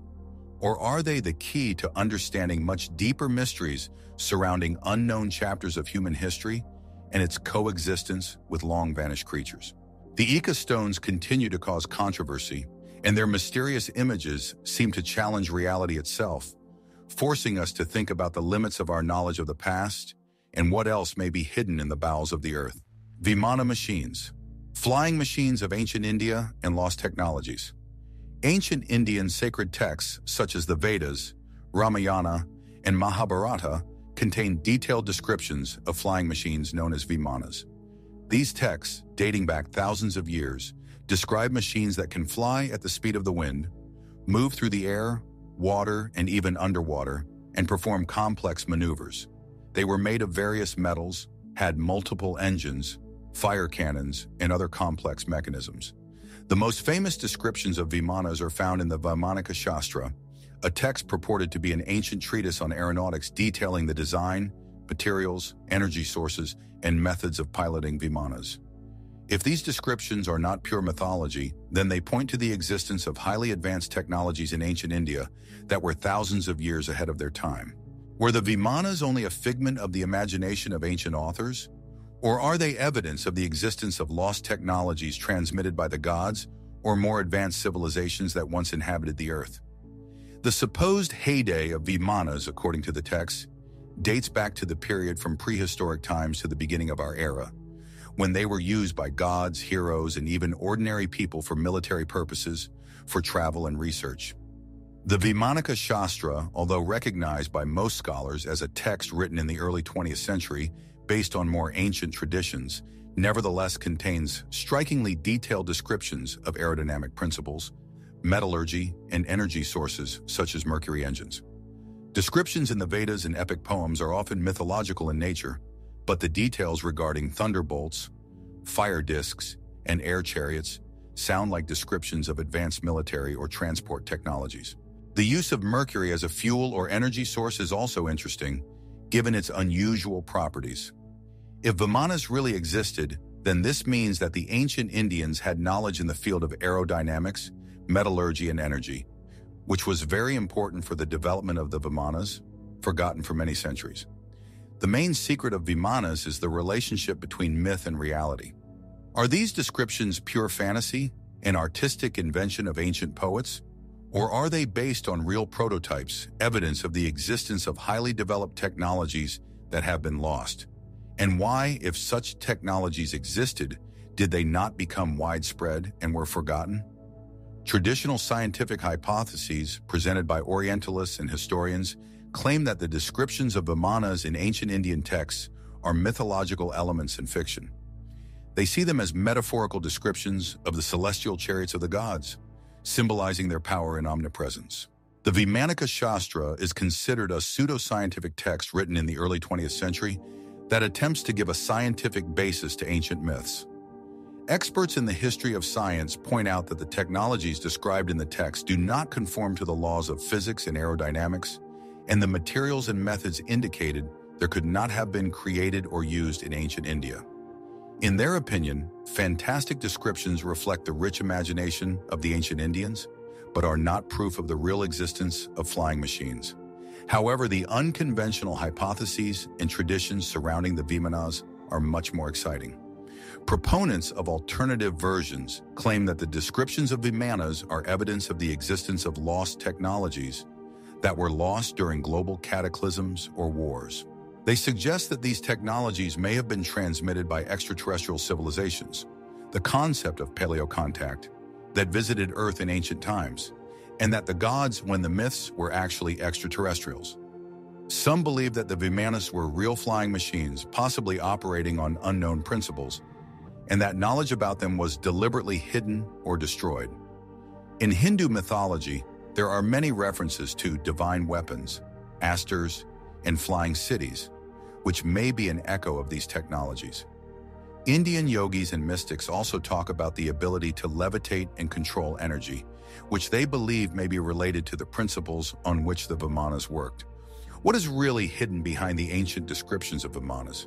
Pure mythology that reflects a rich imagination? Or are they the key to understanding much deeper mysteries related to lost technology, extraterrestrial contacts, or the existence of highly advanced civilizations in ancient India? Vimanas continue to be one of the most intriguing mysteries. Their descriptions seem to whisper about worlds that have been swallowed up by time and whose existence we may never know with complete certainty. But their presence in ancient texts makes us wonder about the boundary between reality and fiction. Iki, stones that tell an impossible story. In the small Peruvian village of Ica, named after a nearby town, there are thousands of mysterious stones known as Ica stones. These river boulders of various sizes, from small pebbles to heavy boulders, are covered with elaborate engravings depicting incredible scenes. People coexisting with dinosaurs, surgical operations, astronomical maps, images of unknown animals and aircraft. These images challenge our entire timeline, suggesting that humanity existed side by side with dinosaurs or possessed highly advanced technology long before official history. The Ica stones were discovered in the mid-20th century by Dr. Javier Cabrera, who amassed an extensive collection, and although most scientists dismiss them as a modern hoax, their complexity and quantity continue to intrigue. Are these stones authentic artifacts of an ancient, unknown civilization? Or is it one of the largest and most elaborate forgeries in the history of archaeology? The estimated age of the Ica stones, if they are authentic, is estimated at millions of years, which corresponds to the period of the existence of dinosaurs. If this is the case, it would completely upend our understanding of human evolution and its place in Earth's history. The engravings are made with amazing detail and anatomical accuracy, especially those depicting dinosaurs, many of which were unknown to science at the time of the discovery of the stones. Some scenes show people riding triceratops or watching pterodactyls in the sky, which is completely contrary to official paleontology. Scenes of surgical operations, including organ transplants in cesarean sections, also indicate incredibly advanced medical knowledge. The lack of an archaeological context, stones were usually sold by local farmers without an exact excavation site, and the suspiciously large number of perfect artifacts immediately raised doubts among the scientific community. The main secret of Iki stones is their authenticity and the source of their creation. Are they really ancient artifacts that attest to incredible technology and the coexistence of humans with dinosaurs? Or are they mass-produced and artful forgeries created for profit? If this is a fake, then who and for what purpose spent so much effort to create thousands of such stones? And how was such skill achieved? Traditional scientific hypotheses, supported by archaeological and geological studies, categorically reject the authenticity of the Ica stones. Most experts consider them to be a modern hoax created by local residents to sell to tourists and collectors. In the 1970s, several farmers who sold Cabrera stones admitted that they had engraved them themselves using simple tools. Engravings, according to scientists, are made using modern tools that leave characteristic traces that differ from the ancient methods of stone processing. The absence of rocks in the stratigraphic context and the fact that some of the dinosaurs on some rocks resemble illustrations from popular science books of the 20th century only strengthens the arguments in favor of forgery. From the point of view of science, there is no evidence of the coexistence of humans and dinosaurs except for individual controversial finds. The unconventional hypotheses and traditions surrounding the Ica stones are much more exciting.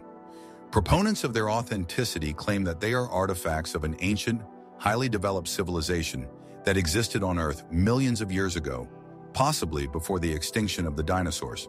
These people may have been of unearthly origin or may have been descendants of the Atlanteans, who had advanced knowledge in medicine, astronomy, and engineering, and were also able to interact with dinosaurs.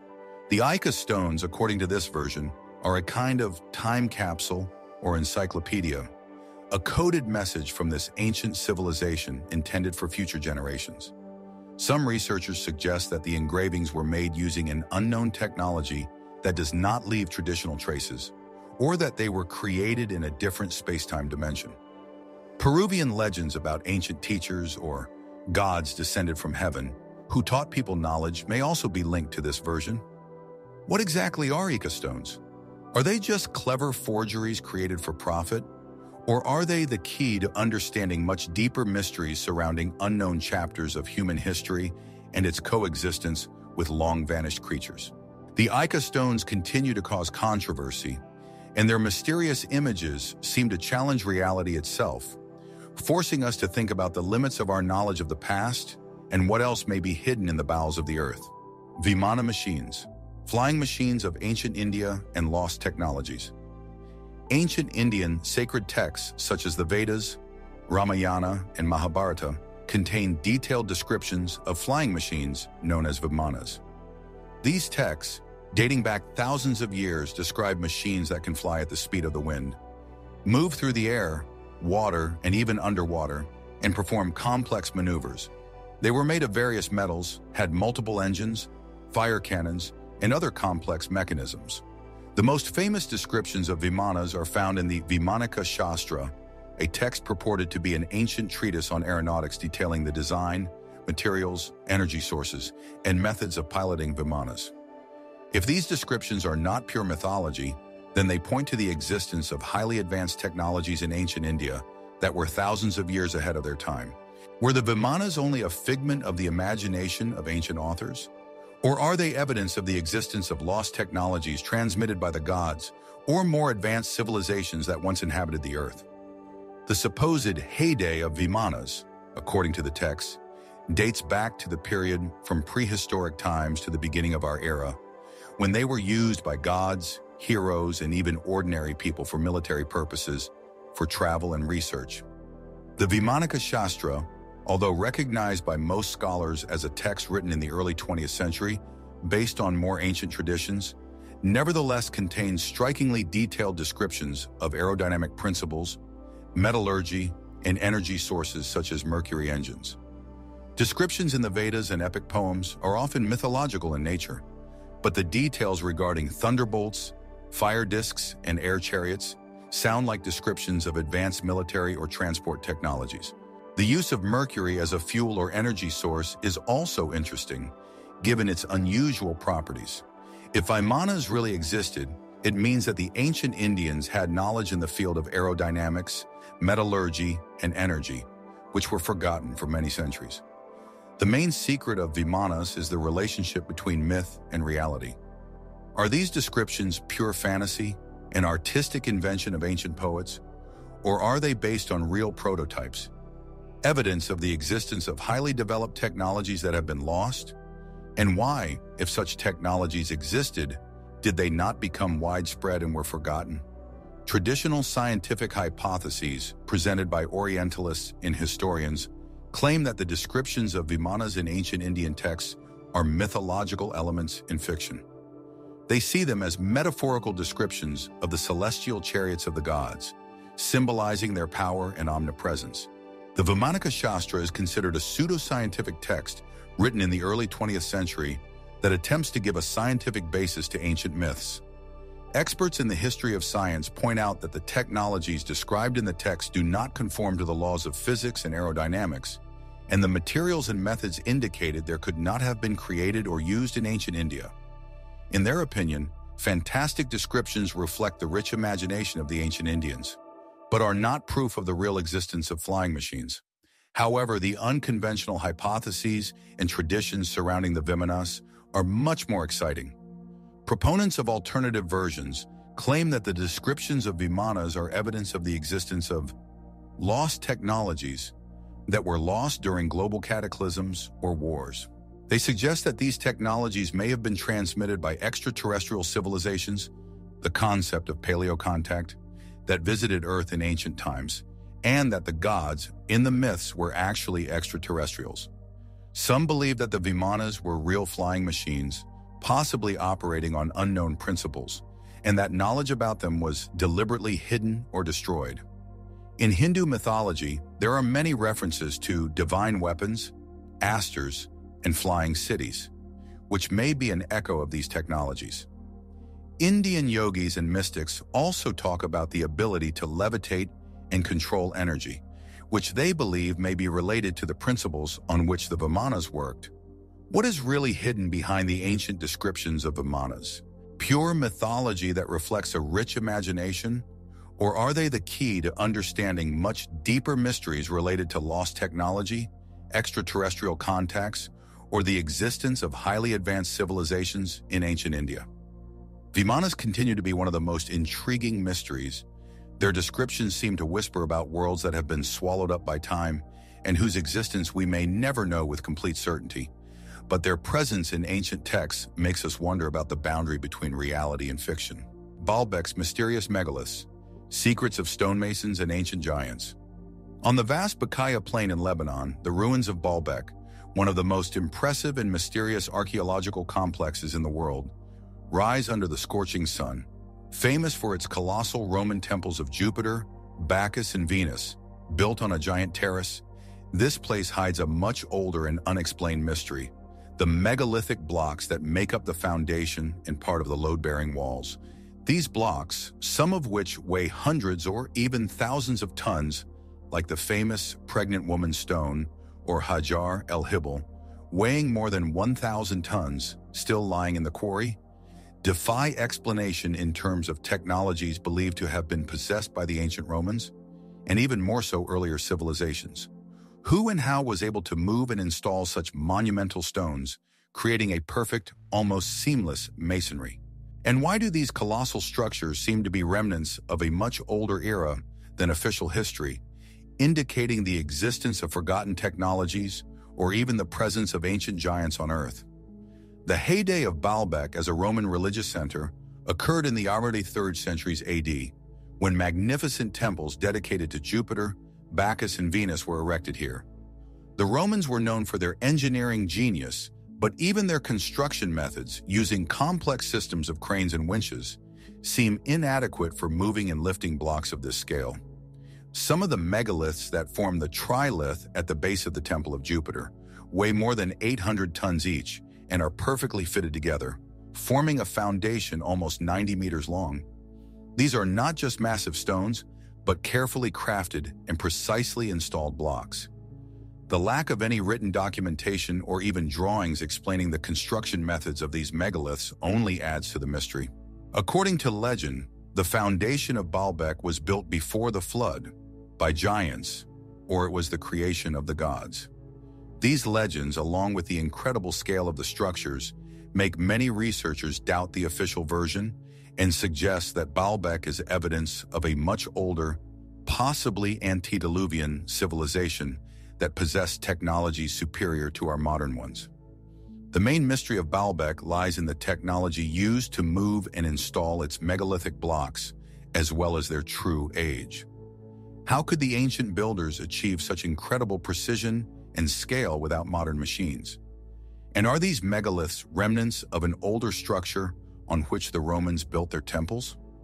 Traditional scientific hypotheses presented by archaeologists and historians claim that Baalbek was built by the Romans using sophisticated but well-known engineering techniques. They suggest that systems of ramps, wooden rollers, levers, winches, and large amounts of manpower were used to move and lift the megalithic blocks.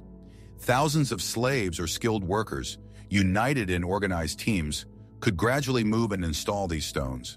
The lack of direct evidence of such methods is explained by the fact that wooden structures, ropes, and other elements have not survived to this day.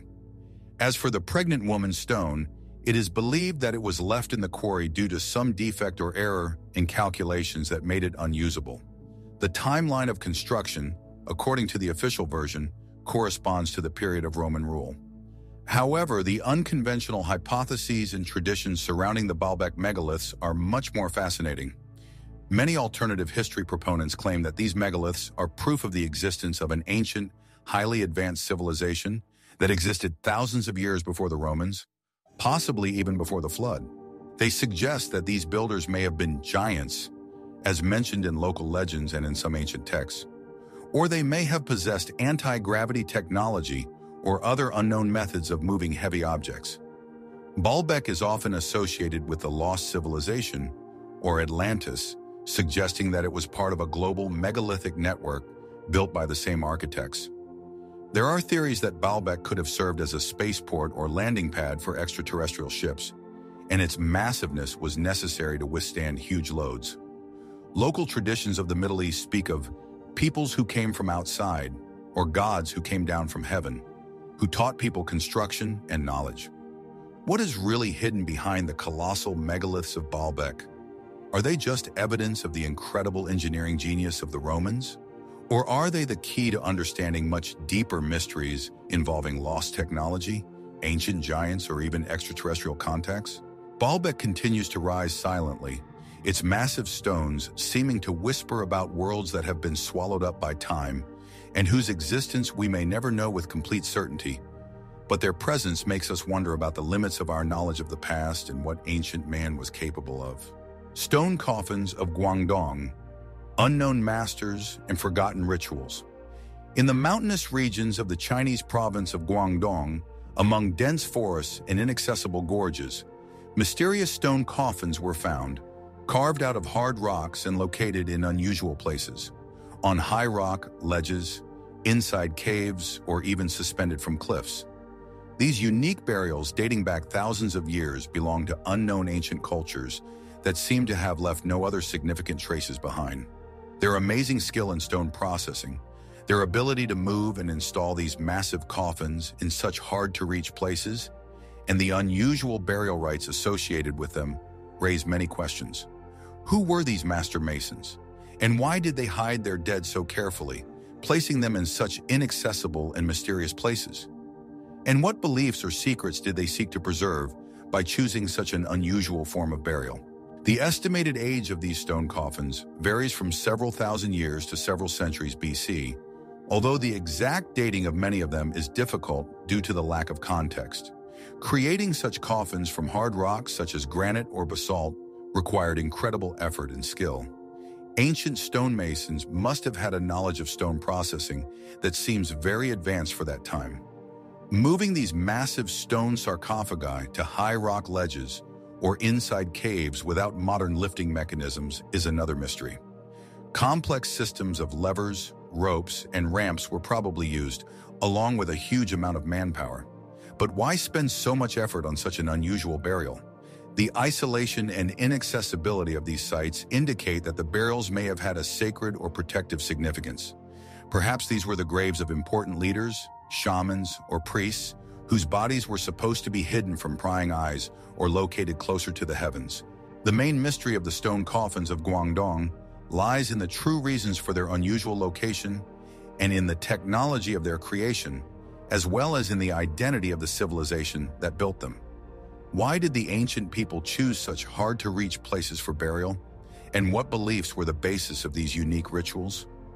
Traditional scientific hypotheses suggest that the stone coffins were created by local tribes or clans that lived in the mountainous regions of Guangdong.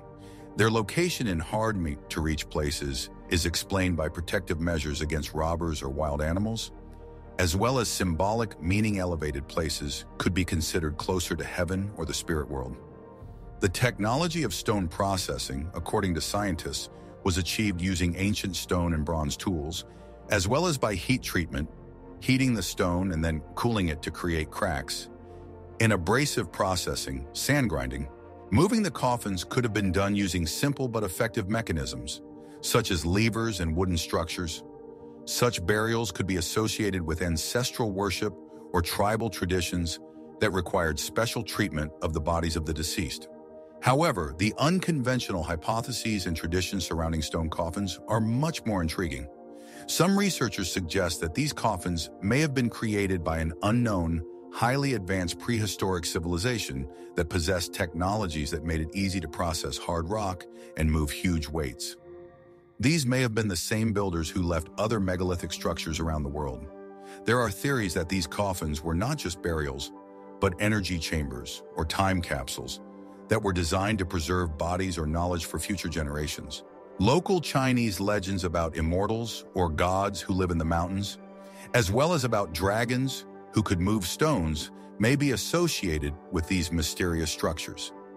Perhaps these coffins were associated with alchemy practices or the quest for immortality, which was an important part of ancient Chinese beliefs. What is really hidden in the depths of the Guangdong Mountains? Are these simply ancient burial sites that reflect unique traditions?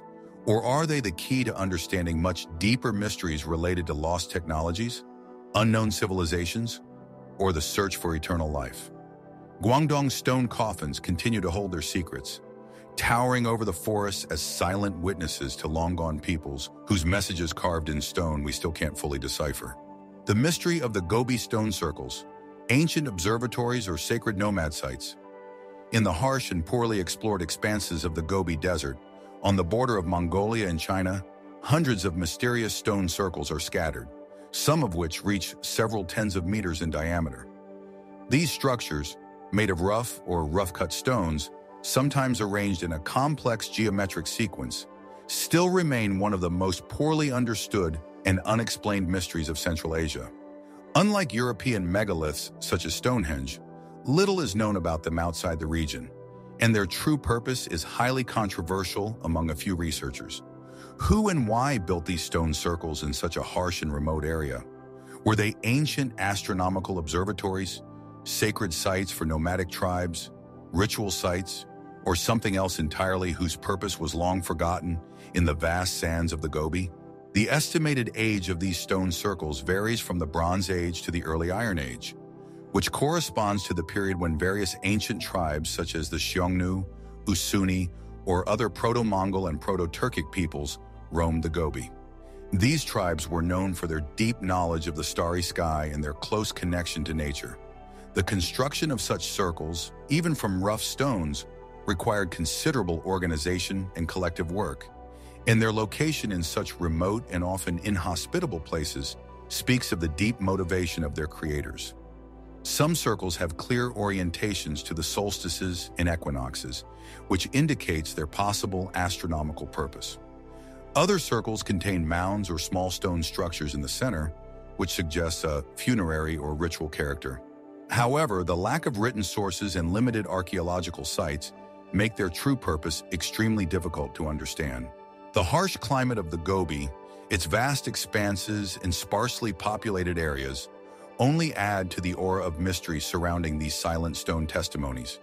The main mystery of the Gobi stone circles lies in their true purpose and symbolism, as well as in the identity of the civilizations that created them. Were these circles mere nomadic markers, or did they serve much deeper purposes related to astronomy, magic, or the worship of ancient gods? And why, after centuries of use, have they been abandoned and their true meaning forgotten? Traditional scientific hypotheses, based on a few studies, suggest that the Gobi stone circles served different purposes. Many of them were probably ritual sites for performing rites related to fertility, worshiping celestial bodies or ancestral spirits. Their orientation to astronomical events, such as solstices, could be used to maintain a calendar and determine the time for seasonal holidays or moving nomads. Some circles may have been funerary monuments or burial sites for notable tribal members, as was common among many ancient nomadic peoples. It is also possible that they served as landmarks or markers of territory in the endless steppe. The decline in the use of these circles may have been due to changing religious beliefs, tribal migration, or changing climatic conditions. The unconventional hypotheses and traditions surrounding the Gobi stone circles are much more intriguing. Some researchers suggest that these circles were built by an unknown, highly developed prehistoric civilization that had knowledge of astronomy and geomancy that was lost. These may have been energy centers or portals, designed to concentrate or channel Earth's energies or to communicate with other dimensions. Some proponents of these theories point to the possibility of using the circles to communicate with extraterrestrial civilizations, suggesting that they could serve as a kind of beacons or landing sites. In Mongolian and Turkic traditions, there are often stories about sky wolves, star shamans, or people who came from the sky who brought knowledge. These myths may be distant echoes of the memory of such ancient structures. Perhaps the circles themselves contain some information encoded in their location or shape. What do the Gobi stone circles really hide? Are these simply ancient observatories or ritual sites that reflect nomadic traditions? Or are they the key to understanding much deeper mysteries involving lost technologies, unknown civilizations, or even extraterrestrial contacts? The stone circles of the Gobi continue to rise silently above the desert, whispering about ancient times when the boundaries between the human world and space were perhaps less clear, and leaving us wondering how many still unexplored secrets this vast and mysterious land holds. Rombov's hidden treasures, sunken Baltic cities and unknown civilizations. In the cold and muddy waters of the Baltic Sea, especially in the area known as Rombovo, the territory of the present-day Kaliningrad region, Russia, and adjacent water areas, there is abundant evidence of sunken cities, settlements, and megalithic structures that, according to some assumptions, belong to ancient, little-known civilizations that preceded the Baltic and Slavic tribes. Legends and legends about the sunken cities and secret lands of the Baltic Sea, as well as rare archaeological finds such as ancient roads, stone buildings, and artifacts found by divers, raise questions about what secrets the bottom of this sea hides. Were these structures part of long-vanished civilizations that were swallowed up by rising sea levels? Or are they just natural formations mistaken for man-made ones? And what are the secrets of these underwater ruins, about which the official history knows almost nothing? The supposed heyday of these sunken civilizations dates back to the period after the end of the last ice age, when the Baltic sea level was significantly lower. At that time, the vast areas that are now underwater were lands suitable for habitation. If these ruins are truly man-made, then they indicate the existence of advanced societies that lived on these lands thousands of years ago. Underwater research, while limited, sometimes reveals regular geometric shapes, rows of rocks that resemble walls or foundations, and even possible traces of ancient roads. Local legends and folklore of the Baltic peoples are full of stories about sunken castles and cities swallowed up by the sea, which can be echoes of real events. The gradual rise in sea level after the melting of glaciers led to flooding of coastal areas, which could lead to the death or migration of these ancient civilizations. The main secret of the hidden treasures of Rombov lies in the authenticity and scale of the sunken structures, as well as in the identity of the civilizations that created them. Are these underwater finds actual evidence of ancient vanished cities? Or are they just natural formations that the human eye mistakes for man-made? And why does the study of these potentially significant archaeological sites remain outside the attention of official science for so long? Traditional scientific hypotheses presented by geologists and some archaeologists tend to suggest that most of the sunken cities in the Baltic Sea are natural geological formations, such as glacial deposits, moraine remnants, or rock outcrops that may have taken unusual forms under the influence of currents and erosion. Some of the finds may be related to later, medieval or even modern buildings that sank due to changes in the coastline or storms. Lack of systematic reviews archaeological sites, as well as complex, clearly man-made structures, such as temples or monuments, make their origin controversial. Legends are usually considered folklore explanations of natural phenomena or mythologization of real but less significant events. However, the unconventional hypotheses and traditions surrounding the sunken ruins of the Baltic Sea are much more intriguing. Proponents of alternative versions claim that these underwater objects are proof of the existence of lost civilizations or Proto-Slavic, Czech, Proto-Baltic cultures that flourished on these lands thousands of years ago. Perhaps they were highly developed peoples who possessed marine technologies that were lost. Some researchers associate these findings with the legends of Atlantis or other antediluvian civilizations, suggesting that the Baltic was one of their habitable regions. There are theories that these sunken cities were energy centers or sacred places that were swallowed up by the sea, and their energies still affect the region.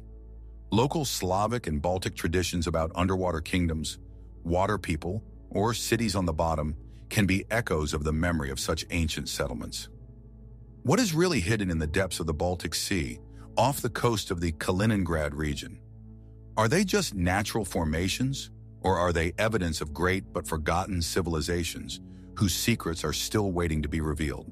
Rombov's hidden treasures continue to keep their secrets hidden beneath the layers of water, whispering about worlds that have been swallowed up by the sea and whose existence we may never know with complete certainty.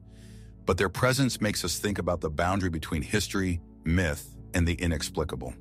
These chapters conclude our book on the great mysteries of the ancient world.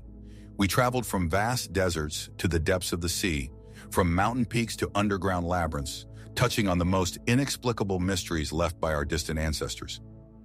Every artifact, every ruin, every legend is just a fragment of a huge mosaic that is still waiting for someone to put it together. Some of these mysteries may never be solved, but their existence forces us to constantly question, explore, and expand the boundaries of our understanding. The history of Earth and humanity may turn out to be much more complex than we used to think, full of forgotten civilizations, lost technologies, and incredible events.